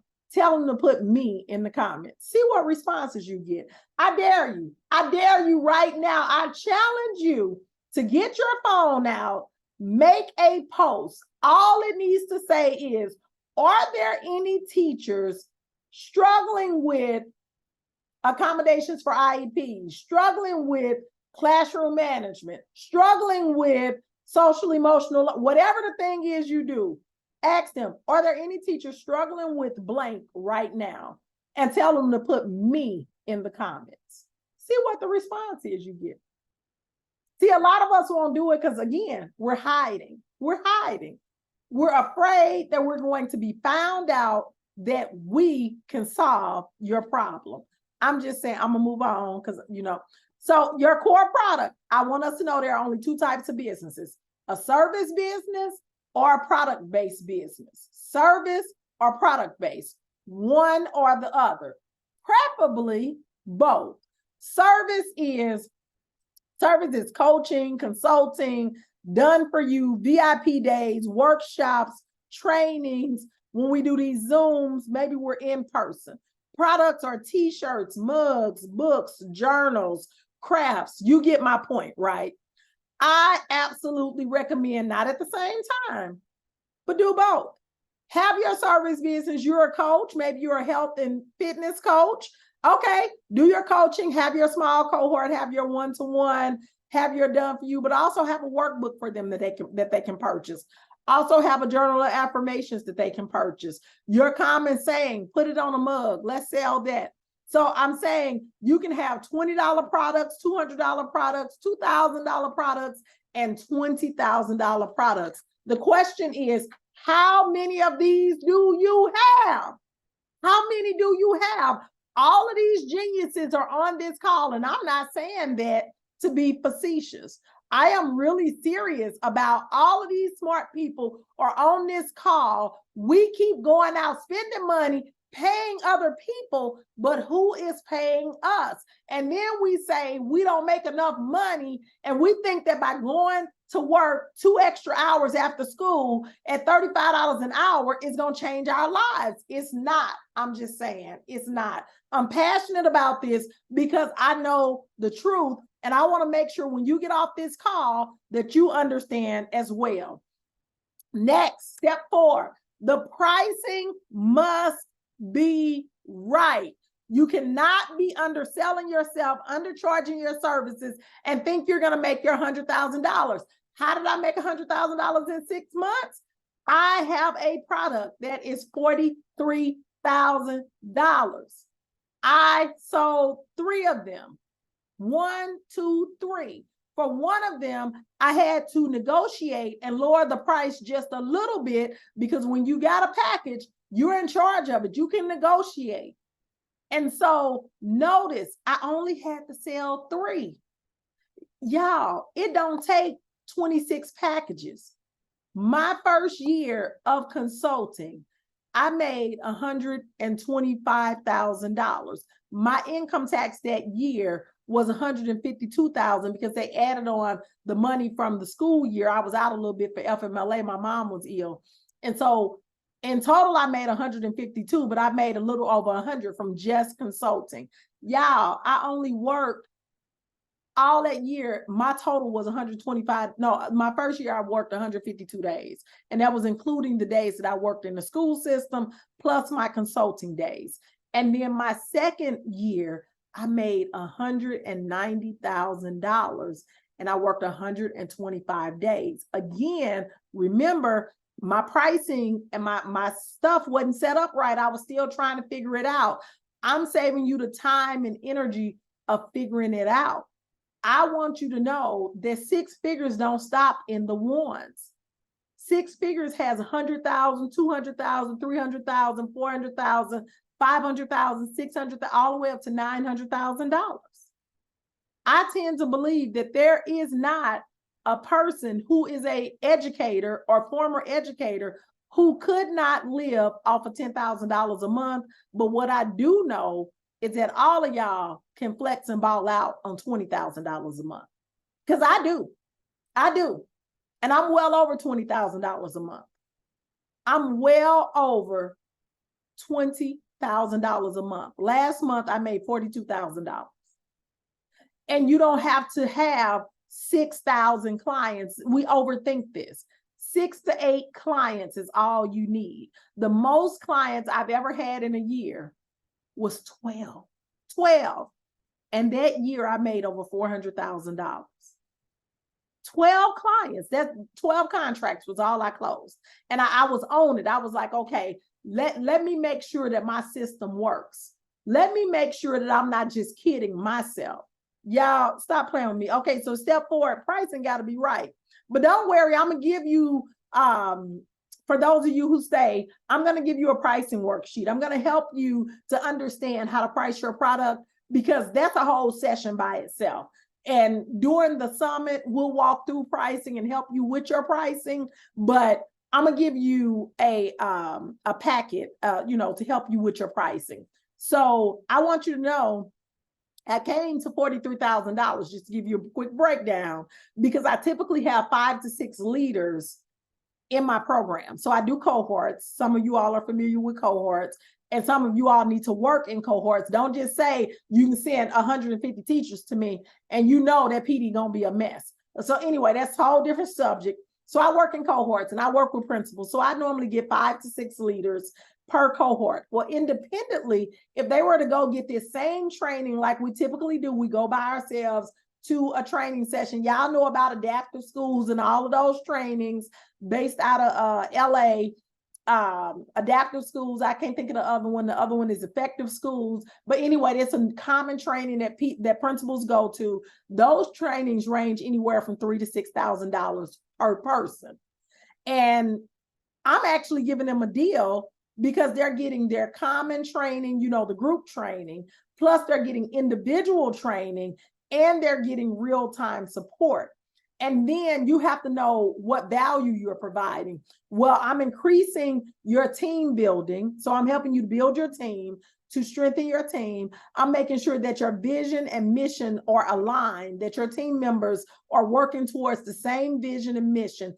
And I'm helping you to build your culture. And so, it's a good deal to work with me for $43,000 for your whole team, as opposed to sending each one individually to these trainings and you still gonna pay.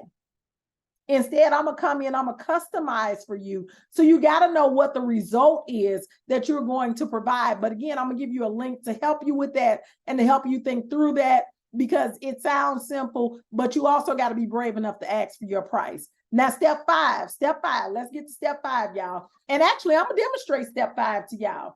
I'm gonna demonstrate step 5 for you, okay? So step 5, here it is. You have a problem, right? Anybody with me in the chat? Y'all with me?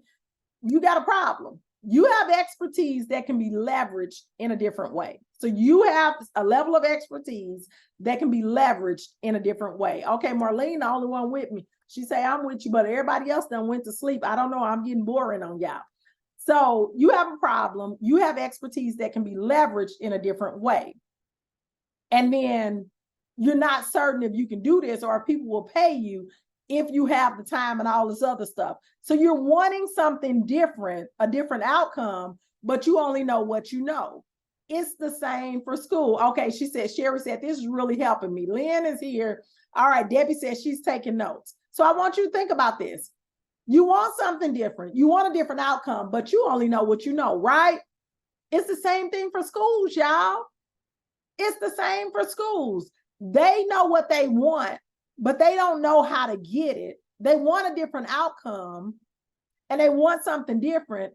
So maybe they don't know how to implement PBIS, or maybe they don't know how to create a positive classroom environment. Maybe they don't know how to help a career-changing teacher to acclimate to the classroom. Maybe they don't know how to provide accommodations in the gen ed classroom because they thought that was what the SPED teacher was supposed to do. Maybe they don't know how to work as co-teachers in a classroom because they've never done it before. It's a new model to the school. A lot of our dual language schools are doing that, where they have co-teachers in the classroom. They don't know how to do it, but they know what they need. They know exactly what they need. So it's the same for schools. I need you to know that I have a solution for your problem, just like you have the solution for the school or teacher who has the problem. You see what I'm saying? So you got to be clear that you have the expertise that can be leveraged in a different way. You just don't know how to get there. And I have the solution. My solution is, if you are willing to dedicate 2 days, just 2 days of your life, this for all the people who say they don't have time, they don't have 5 days, an hour each day to do the Launch Your Ed Consulting Biz Challenge, we're going to do it in 2 days. And I'm going to teach you the systems, the strategies, and the tools to start your consulting business and begin to get clients. I'm going to say that for you again. I'm going to teach you the tools, the systems, and the strategies. You can end 2023 in a different way, period. But you got to be willing to do it. You can end 2023 in a different way, but you got to be willing to do it. Christmas can look a whole lot different this year, y'all. And I want to offer you the chance to change your life. Don't worry, I'm going to show you step 5. This is the Beyond the Blackboard virtual challenge with me, 2-day virtual event, September 29th through the 31st if you do VIP, September 30th through October 1st if you do general admission. And I'm going to walk you through, listen to me, with the Beyond the Blackboard challenge. I just put the link in the chat. I'm going to walk you through the consulting business foundations. I'm going to walk you through how to package your program. I'm going to walk you through the systems and automations that you need so that you're not looking crazy out here in these consulting streets. And I am going to help you understand the strategies to getting clients. You need to know how to set this business up right away. It cost me over $8,000 in 2 years to get all the details of this business set up. You get to learn this in an hour and a half. You're going to get a checklist, and it's all going to make sense to you. That right there, just priceless. I undersold my packages for about 9 months before I learned a better way. That cost me over $200,000, y'all. Me underselling those packages cost me over $200,000.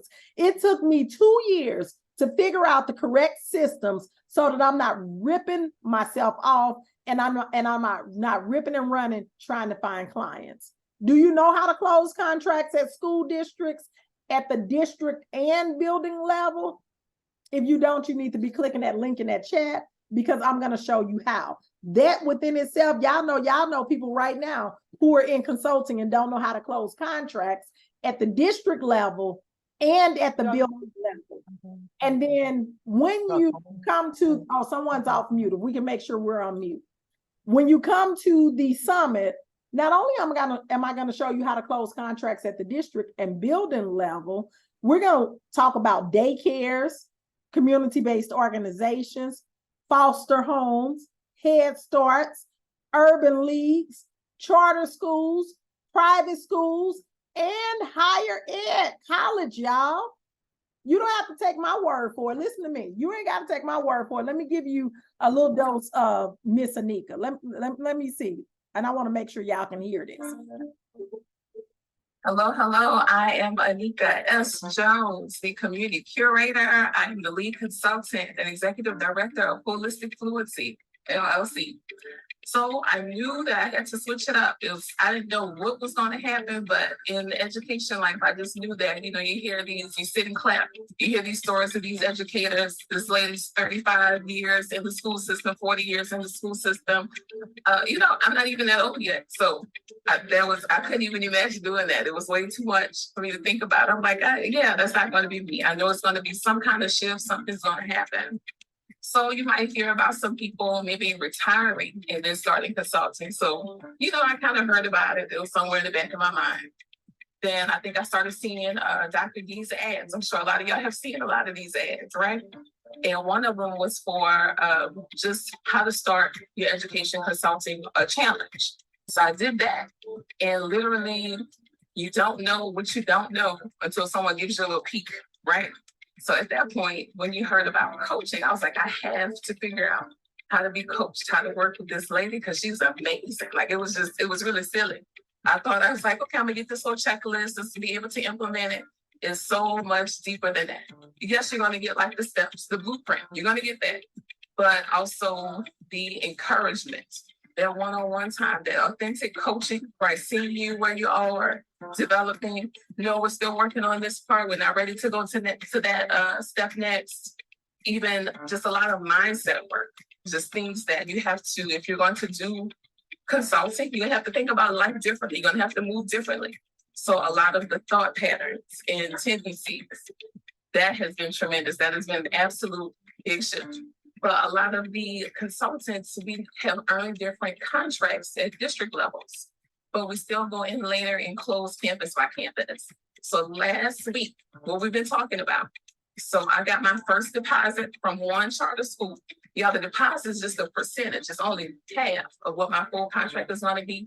I got a $28,000 deposit last Tuesday. So it's fresh. You hear my nerves, you hear me excited, because yes, before you just kind of following the blueprint, doing the steps, that work works, right? When you're doing it well, you've seen it, heard it work, but that's a whole nother level. It's a whole nother realization, assurance, confidence booster, everything you can think of when you see it work in that way in your bank account, right? So to shift your life, your thought patterns, just your time, you just move, and the way you value your time and you interact with people is different.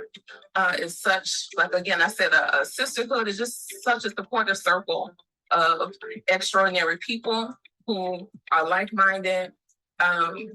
We share information freely. Like, well, I'm not sure what to do about that. Well, what did you do? Well, I approached it this way. y'all, I want some feedback on this. If anyone have time to look at it, like that's how amazing the group is. And the group is growing. So it's just getting better and better. It's getting more and more rich. It's just an amazing place to be.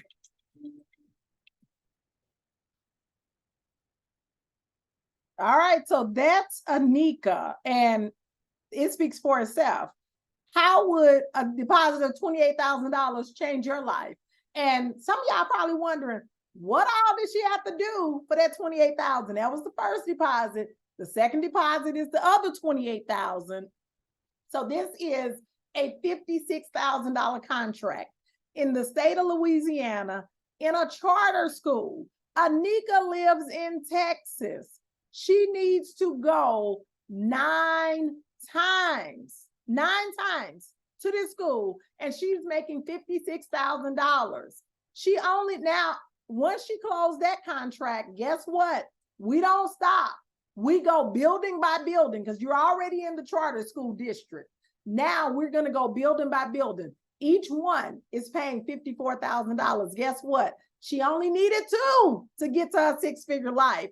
Anika then went on her first ever 7-day vacation with her husband to Cabo, Mexico. Because guess what? It wasn't so hard to breathe anymore. The money was there. She had more free time. Anika is now retired from the school system. Now, y'all saw her. She don't look like she's old enough to be retired. She's no longer working in the school system. She is now working 100% as a consultant with a lot of free time because we really overthinking. And if you don't think that Anika was an overthinker, Anika overthought everything. But when she stopped and said, let me just do the things, that's the one thing about Anika. She will follow through and she will do the things. So I want to encourage you. Oh, let me stop this 1 second. I want to encourage you that step 5 is you got to make more offers. Like, come on, let's talk about this. You got to make more offers. How many offers have you made to solve somebody's problem? Tell me in the chat. How many offers have you made? Tell me in the chat. Come on, let's talk about it. Let's talk about it. How many offers have you made? How many? She said 1. I see just 1. 2. She's made 2 offers. 0, none. Folks, how are we supposed to get paid if we ain't making no offers? 2. Come on. 2. We got some 2s. But the other folks are saying none. One person said too many to count. Then that means we got to review your offers. So I want you to think about, have you offered your services? Katrina said she made 3 last week. Good job, Katrina. Have you offered your services? At this point, I'm not sure why everyone on this call has not clicked that link to sign up for the summit. I'm not certain. Like, I'm confused. I'm utterly confused. And so I want you to know that when I started, I had no clients. She said, and let me add for free. Oh, we're not working for free. Listen here, folks, slavery is over. We no longer work for free. I need us to put that into our spirit, into our systems, and into our souls. Slavery is over. We no longer work for free. Period. On period, poo, as my niece says. So I need us to know, when I started, I had no clients. I started my business. Remember, I told you I was at, it was Signal Mountain High School in Chattanooga, Tennessee. In Chattanooga, Tennessee, LaShonda, I got something for you, LaShonda. Just hold on there. I did my first contract at Signal Mountain High School in Chattanooga, Tennessee. Anybody who's familiar with Chattanooga, which I was not, Signal Hill Mountain is a real mountain, and that school sits on the top of the mountain. It was the scariest thing I've ever done in my life, and it's the one time I thank to God that I used Uber, because I don't know who was driving up that mountain to get to that school, because that was a whole hot mess. Okay. So I went there to do this 1 day of PD. I got the one client, went there to do the 1 day of PD. And there was one Black lady there, because I don't know if y'all know it. There are not a lot of Black people in consulting, and especially not in educational consulting. And remember, I done told you it's 130,000 schools. If you think that the consulting landscape is filled, you are highly mistaken. Amira said she lived there for 7 years. Well, you know the mountains I'm talking about. It's called Signal Hill Mountain. So I do my PD. It went amazing. Things went well. I saw this Black lady. There were only 2 of us. There were 2. Her name was Dr. Crystal Riddle. And so when we saw each other, we got excited because we're the only Black people there, but it was filled with a lot of women, a lot of men. All of us were consultants. Okay. She said she's scared to offer a product. Girl, we're going to knock that on out of you. We're going to get that together for you. So Dr. Riddle said, hey, let's go to lunch together. So I said, okay, cool. So we go to lunch together, and, I'm trying to work up the nerve to ask her, like, how are you getting clients? Like, what are you doing? Because business is a little slow. Like, I ain't been able to get a lot of clients. This is my first PD. And she turned around and she looked at me and she said, did you ask to come back? And I was like, what do you mean? And she said, oh, I'm going to show you when we get back to the school. So we get back to the school after lunch because we had a morning session and an afternoon session. And when our session was over, she went and she found the lady who was coordinating the whole event. And she went, and I stood there and I watched her. And she talked to the lady and she said, I so enjoyed your teachers. It was amazing. And they have so much potential. You are very fortunate to have such a group of excellent and amazing teachers and blah, blah, blah. And they did so well. A follow-up PD will be really great for them. And she went into her spiel. And that lady told her, send me an email and we're going to get you set up to come back. The difference was she asked and I didn't. But Dr. Riddle is such a good person. She's such a kind-hearted person. She said, have you met Dr. DeBose? Dr. DeBose, I sat through her session. It was amazing too. We're going to send you an email. You see how she threw me in on that? Because that's what we do in consulting. She said, we're going to send you an email and let's get this set up. So before we left, we already knew we need to send her an email so that we can come back. And guess what? That's how I was able to go back. From that, I learned the reason why I was not getting the clients is because I wasn't making offers. I wasn't asking people to buy my services. I wasn't letting them know I had the solution to their problem. I was not making them aware that I could alleviate their pain. And I confused having a service with trying to sell to people. No, I'm trying to solve your problem. I'm providing a service. And so in my head, I was thinking like, a used car salesman selling cars. That's not what you're doing. You're providing a service. You have a solution. I'm helping you to get this done quicker, to get it done in a better way, and not to have to do all of this research. I'm giving you proven strategies that work. I'm not selling, I'm serving, plain and simple. I was talking to Tangerita the other day. She's a student in the mastermind, and I sent her a client for some services that she does. And she was talking to the lady and she talked about her services, but she never closed the deal.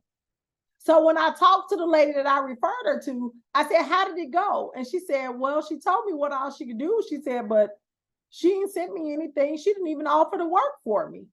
And I called Tangeray and I said, okay, so how did the call go? She said, it went good. I said, so you can do the work? She was like, yeah. I said, did you answer all her questions? She said, yeah. I said, you shared how you can solve her problem? She said, yeah. I said, did you send her an invoice? Did you offer to work for her? Did you offer to do the work? She was like, no, she just got off the phone. I was like, no, you got to offer your services. You got to let them know you have a problem. I can solve your problem. I can add value to your organization. Share the results that they will get and then make the offer to help them.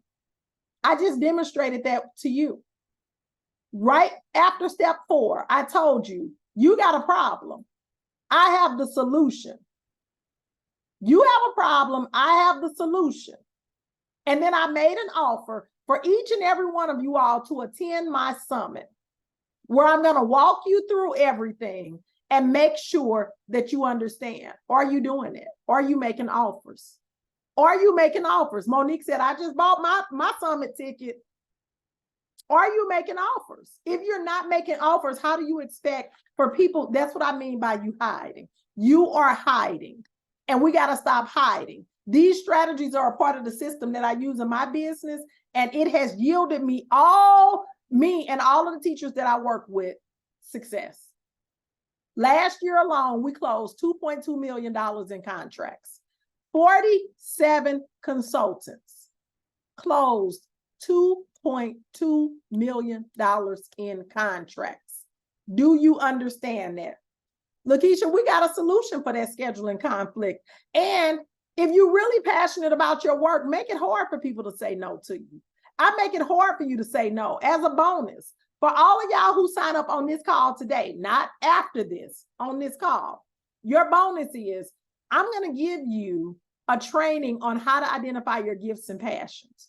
That's a training that is going. So if you say, I don't know what my gift is, I don't know what I would do consulting in, I don't know how to do this, I'm going to give you a training on how to identify your gifts and passions. When you get through, you're going to be able to identify your gift and passion. Some of y'all are like me. You're an introvert. Baby, I'm a full introvert. Okay, we ain't gonna go into it. And I'm not that introvert extrovert. I'm a 100% introvert. It's just that I am working in my zone of genius.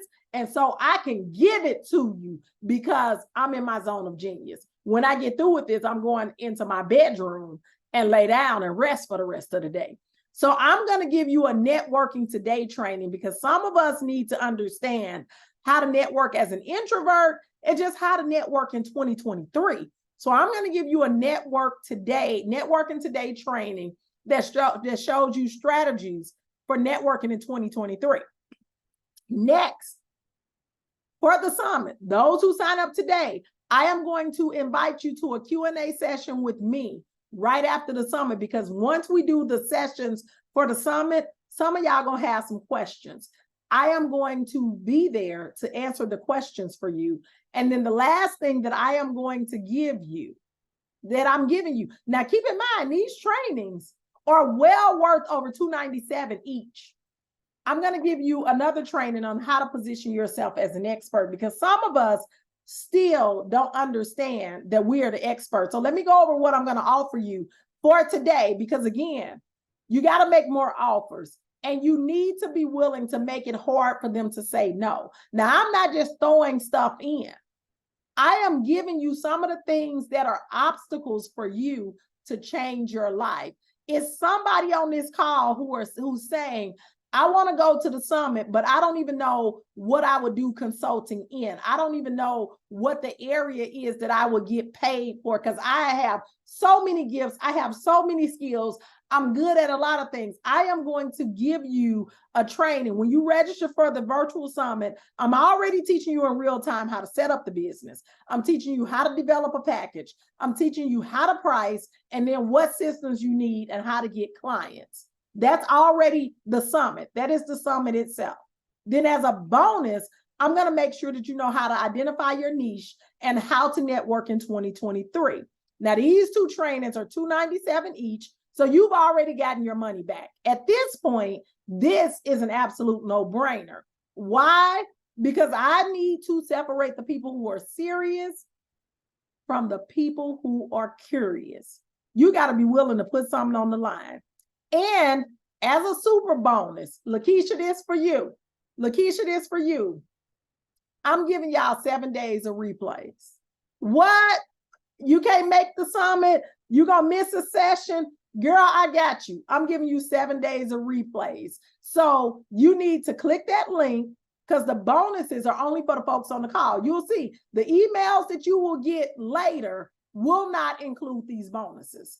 For the people who sign up on today, during this call, September 16th, let me tell you how we do it. So when you sign up and pay and register for the summit, less than $100, you're going to be grouped.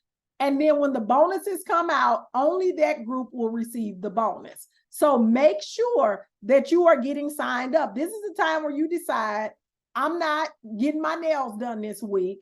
I'm not going to that restaurant this week. You got to be willing to put something on the line. But wait, now I haven't forgotten about the other bonus that I told y'all about. Let me make sure I get that to you right now, the one on pricing, okay? I'm going to drop the link to that in the chat. Baby, I'm a woman of my word. You ain't got to worry about me not being a woman of my word. There is the link for the free bonus in the chat. It's going to show you how to effectively price your product.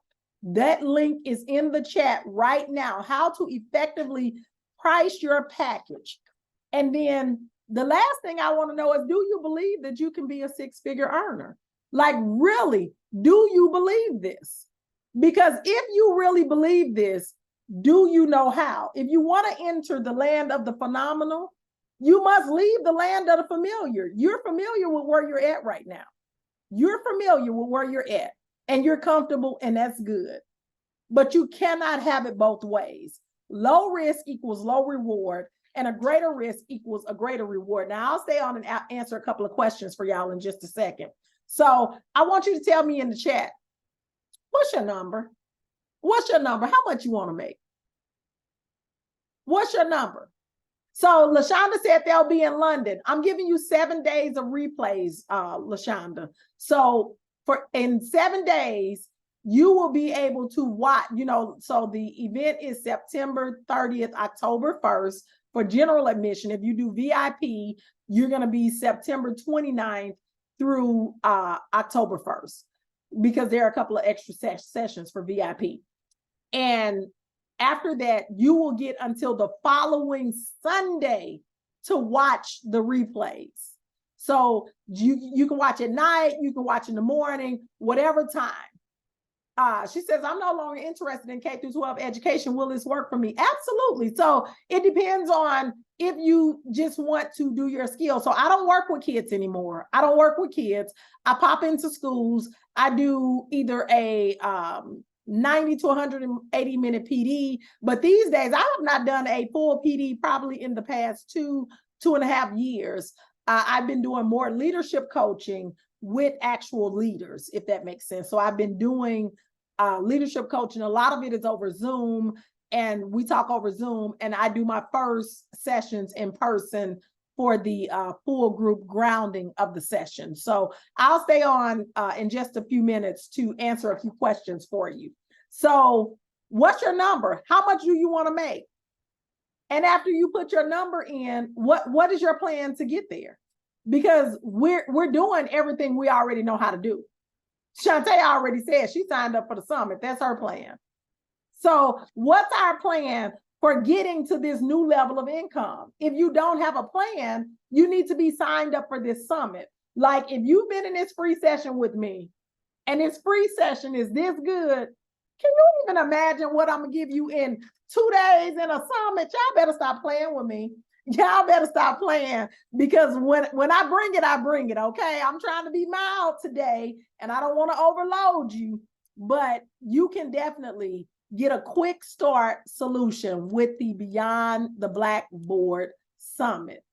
Get into this Beyond the Blackboard, go to the site, get signed up, make it happen. Stop playing yourself. Stop playing games. You need someone who can truly support you. And let me tell y'all, education has some complexities that are not present in corporate America. So the difference with the work with me is that I'm not telling you what I think will work. I'm telling you what I know will work. And these other business coaches are out here trying to tell you how to operate in education, and they don't know the landscape of education. And so if you don't figure out a way to make money, you're going to work until you die. And I don't want that for anybody. I don't want it for anybody. So I encourage you to take advantage of the fast action bonuses right now. And she said, I start my ideas and step towards success and then stop. Sherry girl, you need to be in that mastermind, because Sherry, you need some prolonged support. And that's exactly what the mastermind is for. And a lot of my people in the mastermind, they say that. But the virtual summit, y'all get signed up for it. Get your fast action bonuses. Everybody who signs up on this call, you're going to be included on the list of bonuses. You're going to get the 4 additional trainings and the extra Q&A with me. And I'm going to take a few questions. If people have a couple of questions for me, I'll stop sharing my screen and you can put your hand raise button up and I will answer questions. I'm trying to stop sharing my screen. Okay, so, and let me close this out. Okay, so if you put your hand raise button up, it will move you over to the corner of my screen and I will then be able to see who's raising their hand. So right now I see that Katrina has her hand up. What's going on, Katrina? What's your question? Hi, Dr. DeBose. Thank you for this information. I appreciate it. I just have a question. I'm not a previous educator. I've never been a teacher. I think I've been on a lot of your lives. So I'm just trying to make sure that this will benefit me because right now I'm doing all B2C and I want to switch to B2B and do consulting. I'm a college admissions coach and a scholarship coach. So can I use this for the summit? Because I want to do VIP. I have all the information. I'm the expert. I just don't know how to get my foot in the door and get the contracts. Absolutely. So this is for anybody who has an expertise. Like you just said what your expertise is. You're a college admission specialist. Well, where do kids come from for college? From the school system. So you need to know how to get in there and work with those college counselors and those counselors, some of the social workers. You need to be able to provide those services as well as train them. Like you need to be offering trainings to the counselors so that they know how to get kids accepted. Not only that, but it's a whole bunch of kids in these schools. And so while we're doing these PDs, we also need to be getting some of those kids and their parents to sign up for your regular coaching programs. So we always explore multiple ways to make money. We got to stop thinking that it's only one way or one group. We want the $20 product, the $200 product, the $2,000 product, and the $20,000 product. So you might have a workbook or ebook that you sell to parents. You might have a little coaching cohort that you do with the students and the families. You might have a $2,000 PD that and I'm just using these as roundabout numbers to make it simple. You might have a $2,000 PD or workshop that you're willing to go into schools to do. And then you might have a $20,000 PD program that you help schools with, where you're doing it maybe at multiple campuses, or you're doing 3 to 4 sessions throughout the year at the same school. So absolutely, you can expand upon that and know the process in order to get into schools to be able to do the work, because that's the process, getting into the schools, talking to decision makers, and helping them to understand how you're going to solve a problem in their district. All right, so I hope that answers your question. Any other questions, folks? Now, don't be scared to ask questions right now, because I'm gonna tell you, it's hard to get people who are doing great work, who are making good money, and who got a lot of stuff to do on a call like this. Is it Lene? Give me the pronunciation of your name. It's Linnea. Okay, Linnea. All right, I was close. All right. Yes. Hi, I'm so excited about being here. Like, I'm a current contract trainer for different agencies, and I'm tired of doing that. I want to have my own consulting business. So I'm so excited to be here. But I do birth through 5, like trainings and stuff like that. So I'm trying to figure out, like, I want to get into the pre-Ks and the school systems and things like that. How do you deal with the, what do you call it? Like the credits and the AUs, all those type of things that come with the PDs. Because PDs, they want to have credits with these certificates and things like that. So how do you do that? So it's different for each state, and it's different for each region as well. Mm-hmm. So you can look it up to see what they require to be able to offer professional credit. But I will tell you, the easiest way as a consultant and a consulting agency to be able to offer professional development credits and college credits is to partner with a school or an agency that is already has a partner. Now, places like New York, they make it really simple. In New York, now I'm gonna tell you, I'd like to give you the truth. A lot of things in consulting is a pay-to-play society, because there's a lot of people who start out, and that's probably what y'all hear about. A lot of people who start out and then don't finish. And so they want to separate those who are serious from those who are curious. So like in New York, they have a fee of $750 that you have to pay just to do the application. But then they give you a list of agencies that you can pair with, but you only get it once you pay the $750. Well, there's a lot of people who say, I'm not paying the $750. They're not thinking about the outcome. I pay this $750. I get this agency to pair with me. Now, it might be the Teachers Reading College. Now, if you do my PD, it's going to give you 3 credit hours towards your professional development goals or the training track that you need to be on. Well, now the school benefits Teachers College because now they are getting credit through them, and they might look to them for more training, but you get to offer your services and add a differentiator to your service that you can now offer professional development hours and college credit hours. Now, they will look at your training. They will look at your objectives and make sure that it is a solid training and that is research-based, and then they will approve it. So in New York City, it's the Department of Education. In Louisiana, we have people who are certified to offer PD credit in New York, and we have someone in Louisiana and someone right now who's going after being able to offer credit in Michigan. But each one is totally different. And I will also preface it with this. When people have a problem, they don't care about no credit. I'm just going to say that. Like sometimes we put these barriers in our heads. We got to also expand our outreach. So a lot of people think that they're just going to work in their state. I'm here to tell you a lot of your work will be out of your state, because what's happening in your state, they may not have even started in another state. So like here, we've been doing PBIS probably for the past 15 years. There are some states who are just now starting PBIS. I can go into any school system and show them how to implement PBIS with the blink of a finger because I did it for 10 years.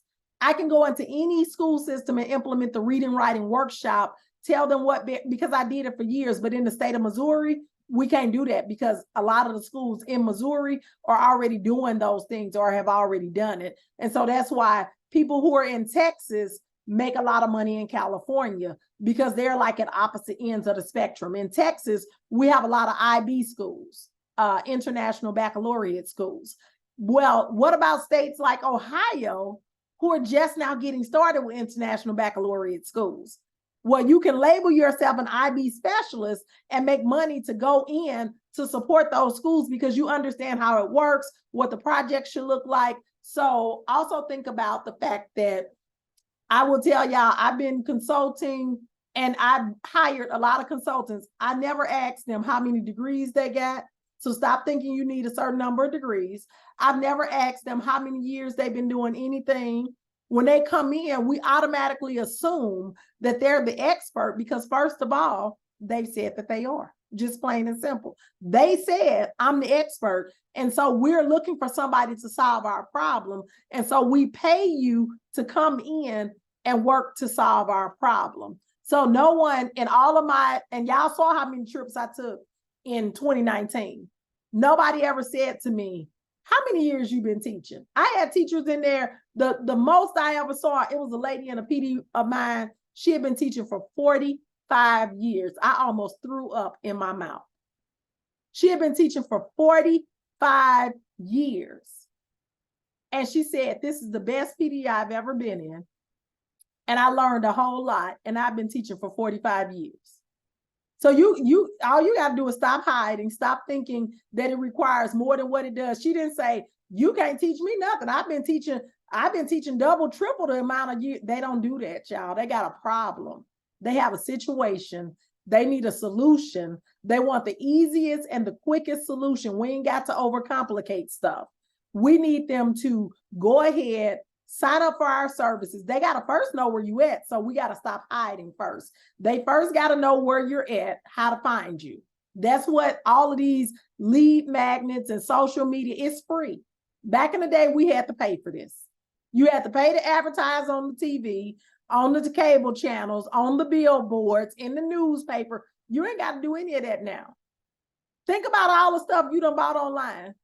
Think about all of the stuff you bought online, and think about how you found me.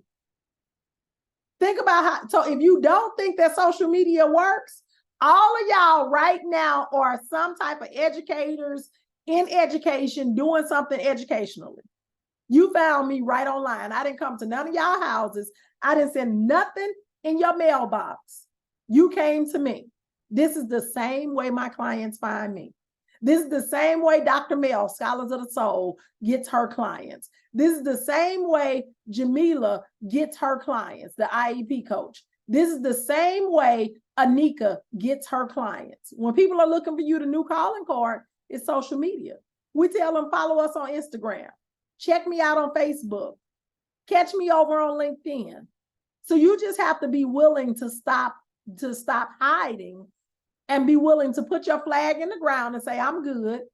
I know I'm good at what I do. And be willing to be paid more for it. Because if you're not looking to make more than 6 figures, I'm probably not the one to work with, because I'm going to get on your nerves. Like, I'm going to be stressing you and telling you, come on, you better than that. We can get this package to a $30,000, $40,000 package. We try not to have any packages under $20,000. And it's for a reason, because pricing matters. At $20,000, you got to get 5 packages to get to your 6 figures. But we're not just going to put stuff in a package to try to make it 20,000. And there are packages for everything. You don't have to do what you saw somebody else do. You're going to create a package that actually solves the problem that you know that you can solve. So I have one person, she specializes in classroom management. She does the classroom turnaround. It's not for everybody.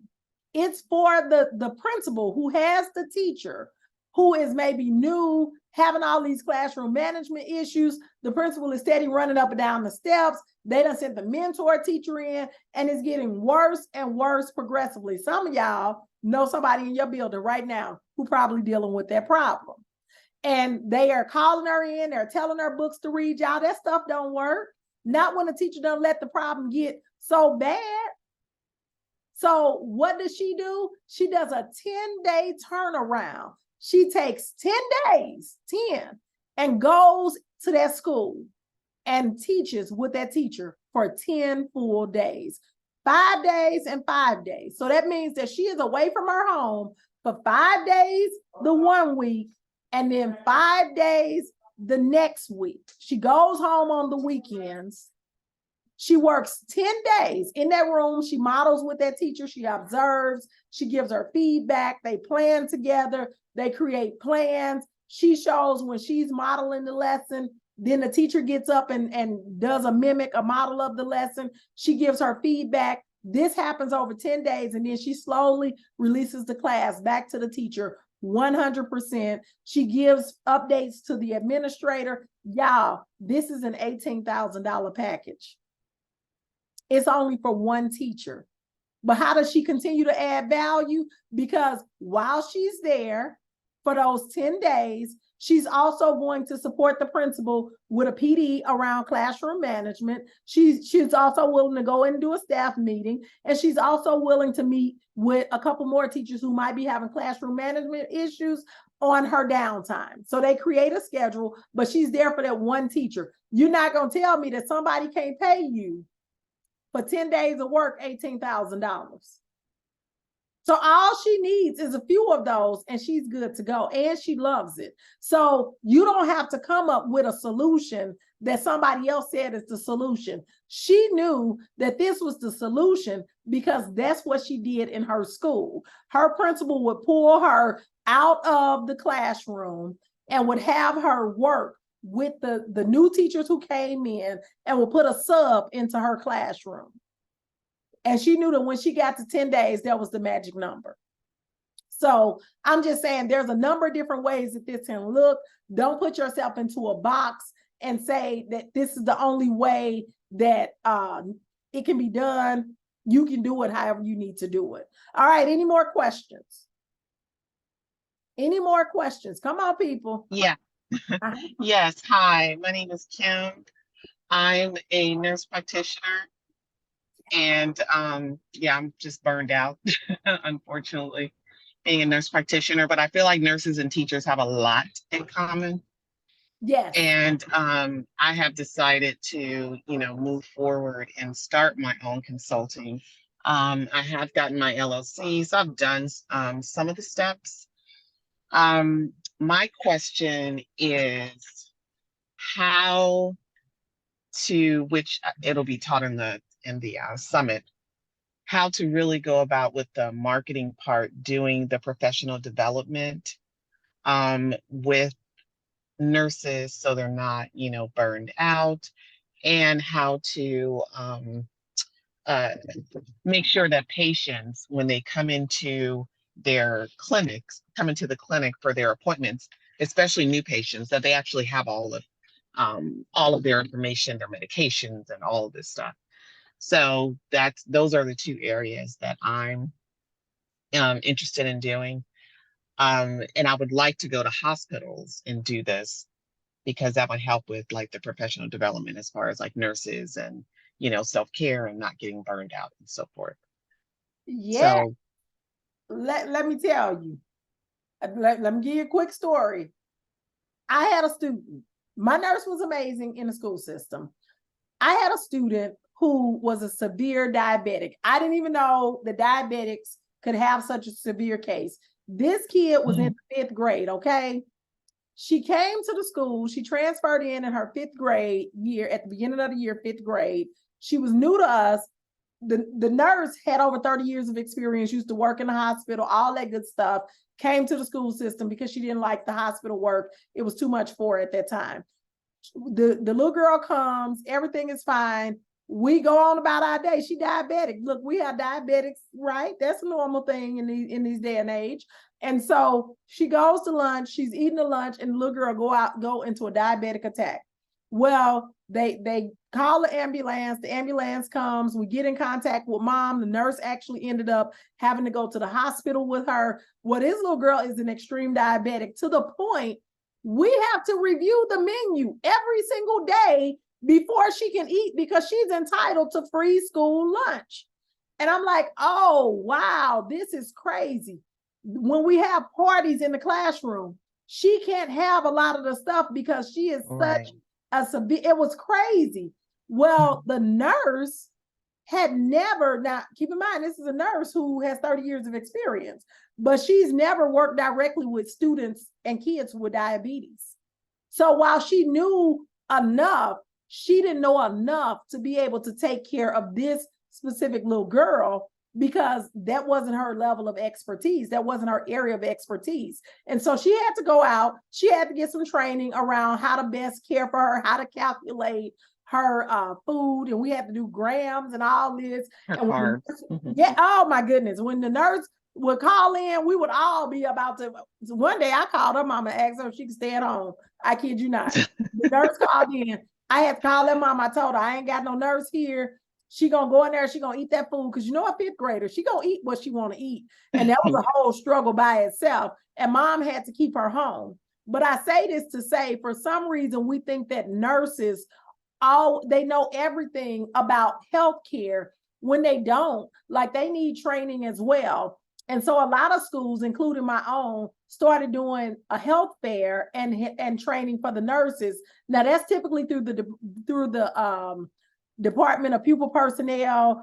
A lot of times you'll have an assistant superintendent of pupil personnel. You'll have a director of pupil personnel. Those are the same entities that work with the social workers and the counselors in most school districts, not all school districts, but also through HR, the Office of Human Services, Human Resources in the school systems, because they are responsible for making sure that our health and wellness is at top peak. So one of the things that we ended up doing, I actually hired a nurse consultant to come in to train her, because in addition to the little girl with diabetes, I had a little boy with cancer. He passed his 5th grade year. He had cancer. I had somebody else who was an extreme asthmatic. And it's crazy because the little girl will be running and playing and know she's an asthmatic. and not have her inhaler with her. And so all of us had to get trained. And we had to all get trained on the EpiPen, although it's a normal training that you do in the school system. Because we had someone who had a severe allergy and had already had 3 incidents and we didn't know what to do, we had to get separate training on how to use the EpiPen, the dangers that it can create if you do it wrong, and all of this good stuff. And so there is definite need and space for nurse education in the school system.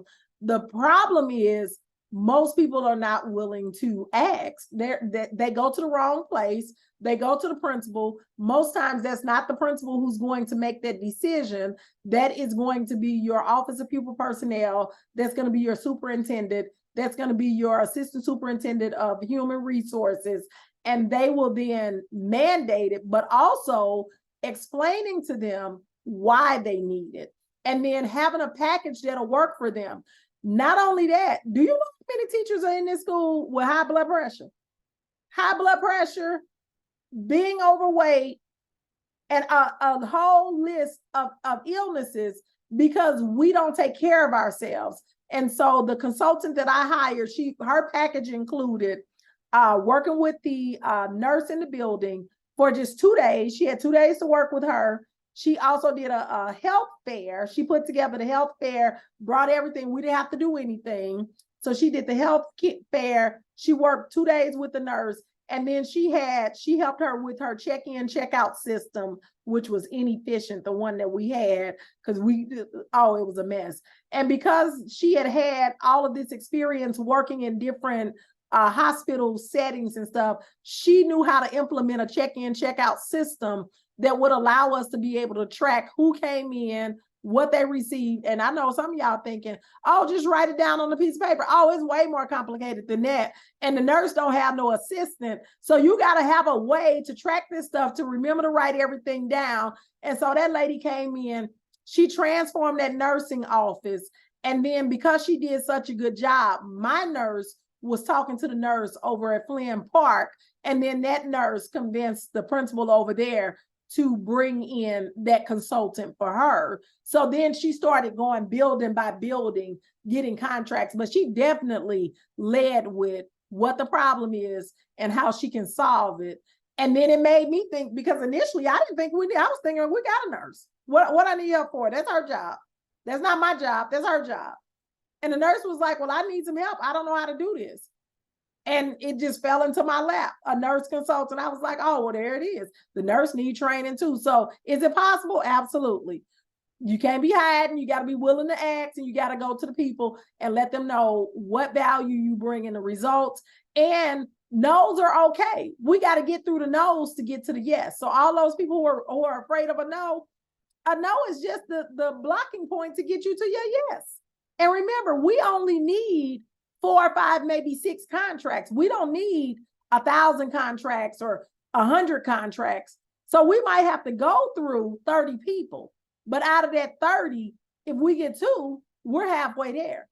Some of us want to do 3, make 3 calls and get 3 no's and be like, oh, this don't work. That's not how that works. That's not how that works. But you got to have someone who's willing to tell you, girl, keep going. You're almost there. You're almost there. We're doing calls right now in the mastermind. And they did 20 calls. They had 20 calls a day. The first day, that was a little sad. The second day, that was like, oh, I got through and I got 2 more follow-up calls to do. And I was like, right. The next day, we were much closer. They was like, oh, these 20 calls today went real good. You got to get through the no's to get to the yes, because you're not for everybody. So understand that. So I hope that answers your question, Kim. Thank you. All right. Debbie, how are you? Hi, Dr. I'm saying, I'm so thrilled. I've been following you. And like the last time I had, it was something you was going to have, but I didn't have the funds. But see, this God is good. I signed up for the summit. I already signed up for the summit.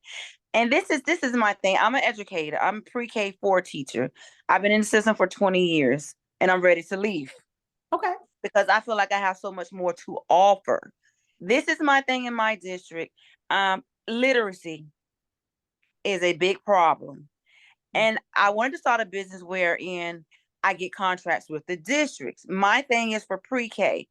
It starts in pre-K, building the foundation for literacy.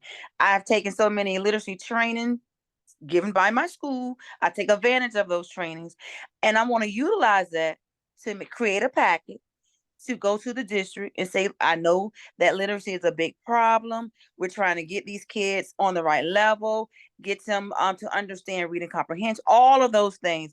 But my thing, if we start them younger, pre-K 3 and pre-K 4, we can help them before they get to third grade, fourth grade, and fifth grade. So I'm excited about the summit. Maybe I can learn how to create a packet based around that particular problem. Yes, absolutely. And just like you believe that, a lot of pre-K pre-K directors believe that. I will tell you, the biggest problem I see with my pre-K folks, and for people who want to work in the pre-K early childhood area, they will spend their time talking to pre-K teachers. Mm-hmm. Pre-K teachers can't make decisions like that. Mm-hmm.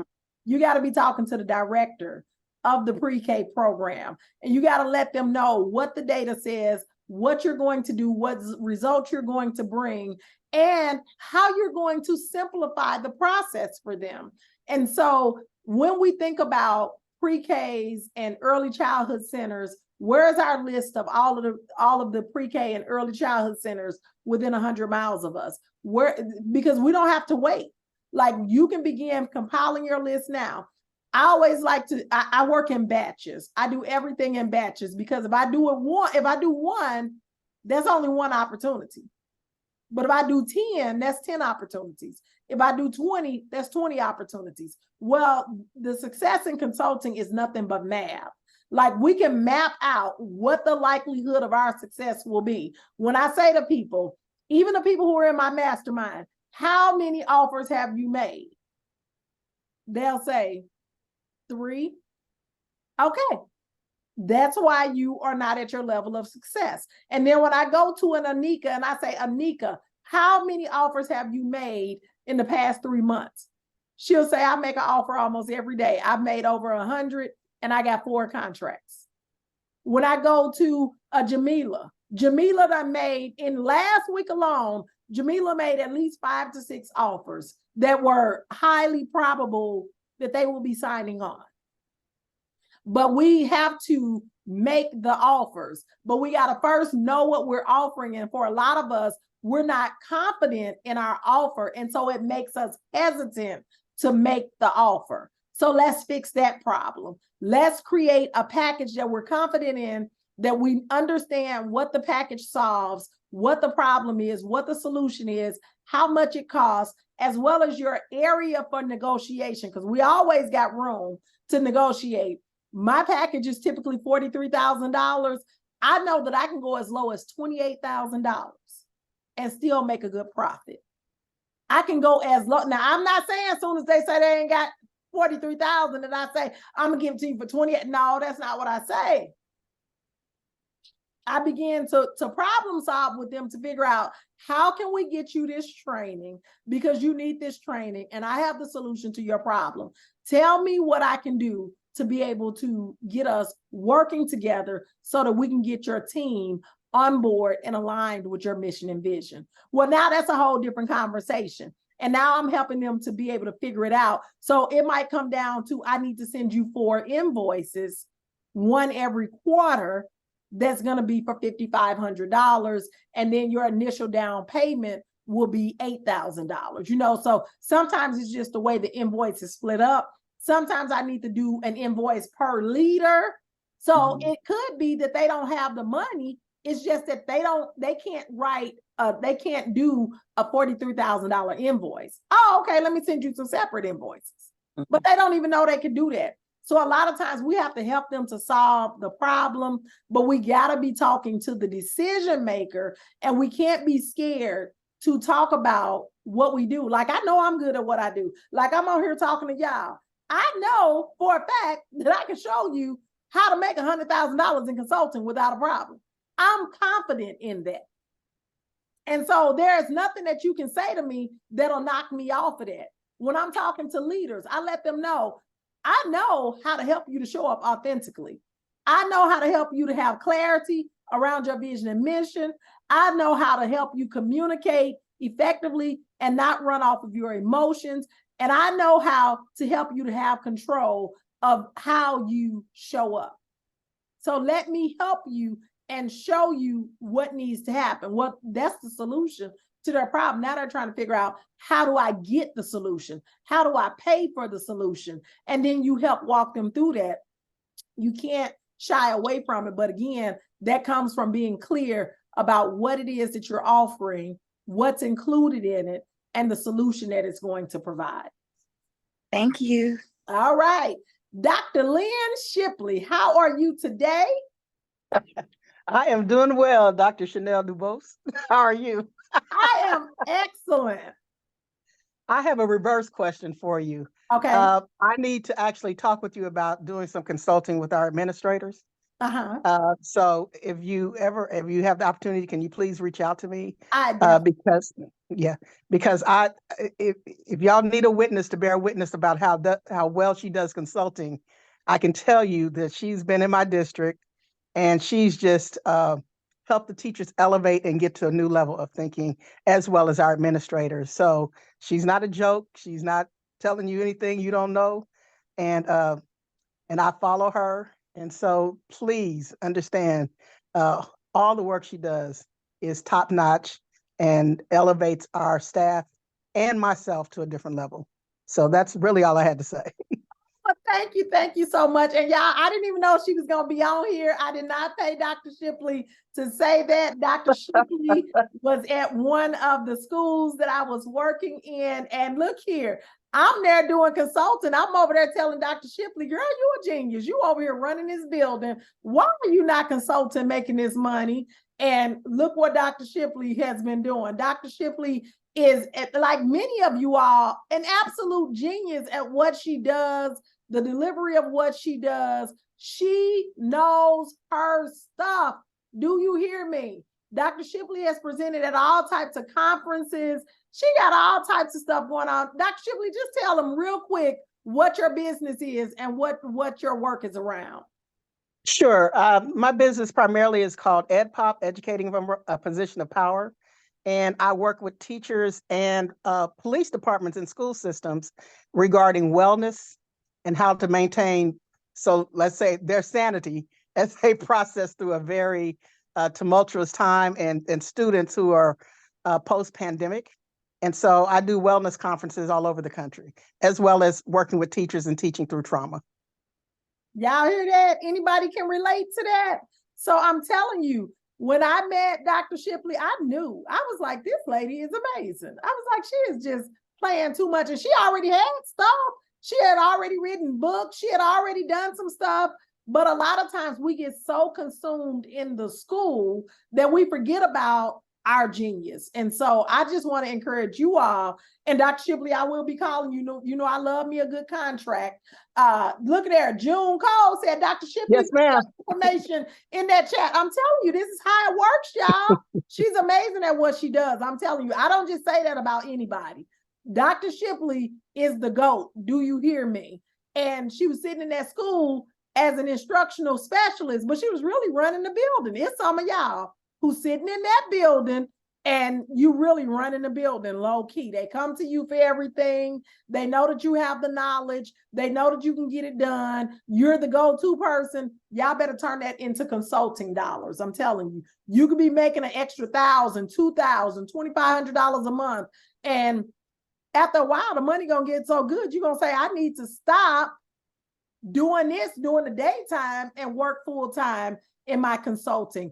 I got so many people in my mastermind who have resigned from their jobs because the money in consulting is so much better and it takes less. Like, we're doing the things that we love. Like, I'm on this call with y'all this morning.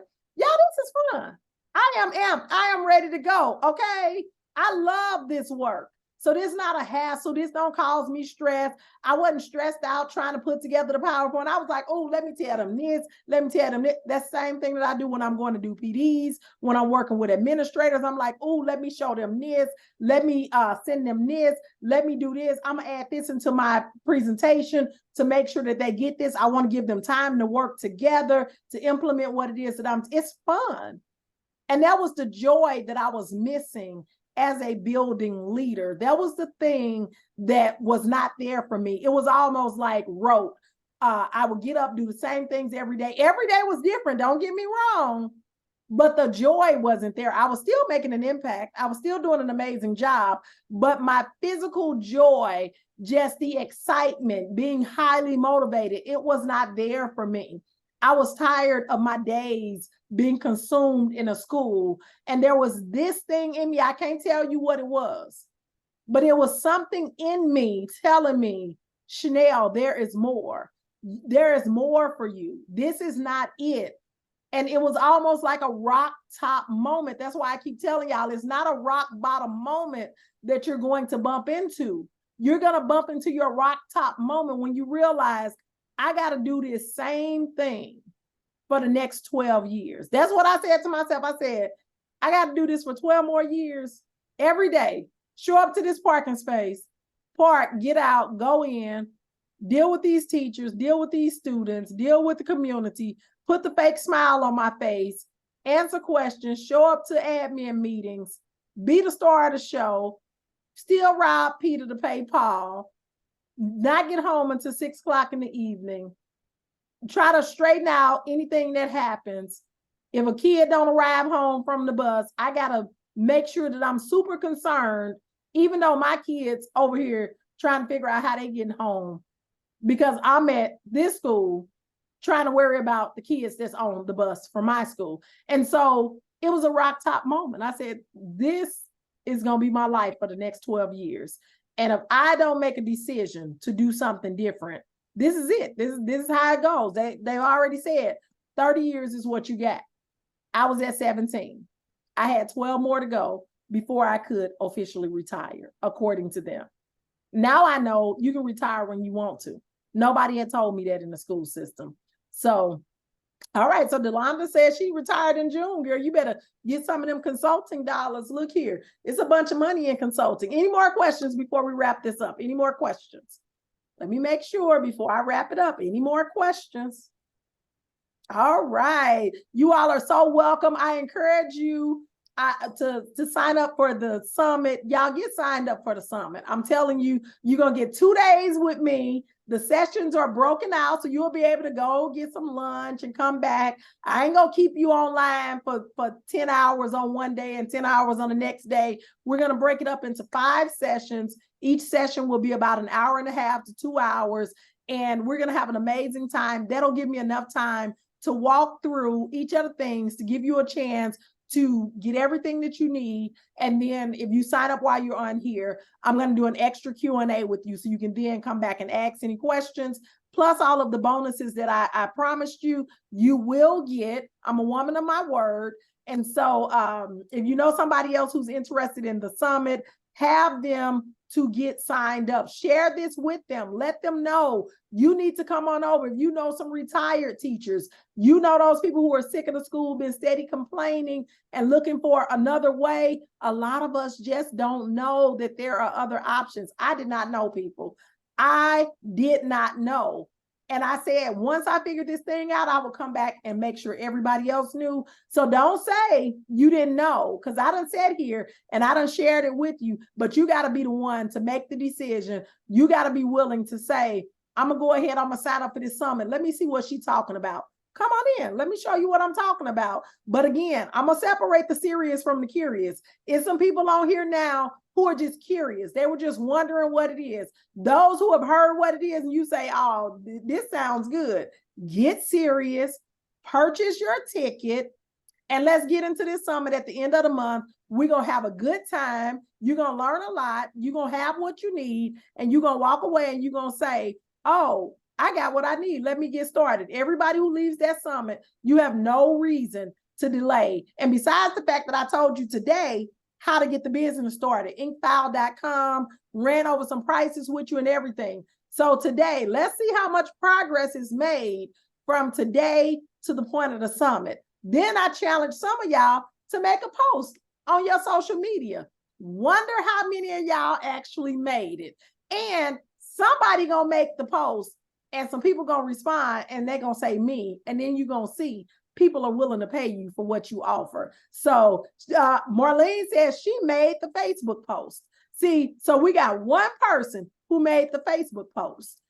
But it's all about stop hiding. Stop worrying about what people are going to say. Stop worrying about what people are going to think. Put your dream front and center. We've taken care of everybody else all of our lives. Now it's time for us to take care of ourselves. The best way to take care of your children is to take care of their mother. When you show your kids how to go after a dream and live a good life, they're going to do the same thing for themselves. And I am here to tell you, you can have more than one dream. A lot of us who were born in the 60s and 70s and 80s, we were taught that you get one dream. And I am here to tell you in 2023, that is not true.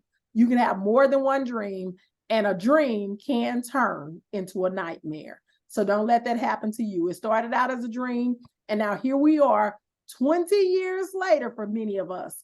And it's no longer dreamlike. We no longer enjoy what we're doing. And we just figure we're just going to suffer and struggle and make our way through until we retire. I refuse and I rebuke it in the name of Jesus, because I will not keep working every day for something that I no longer find joy in. There are options available for you. You have to be willing to go after them and make it happen. So, all right. She said, I make posts all the time and I get one-on-one clients. I'm tired of individual coaching. I'm ready to elevate to consulting. There it is. There it is. So Katrina told you, she make these posts all the time and it gets her one-to-one clients. And for some of y'all, all you need is a one-to-one client. Do a one-to-one coaching program. We got Tony right now. She's doing a $5,000 math coaching program with one teacher over 12 weeks, $5,000. You're not going to tell me that $5,000 extra in your household ain't going to change what Christmas look like for your family if you had $5,000 extra dollars coming in for 1 hour of work per week, 12 times, $5,000. I'm just saying. All right, so get signed up for the summit. Thank y'all for joining me. I've had so much fun talking to you all. I hope you got some good takeaways, and I will see y'all in the summit.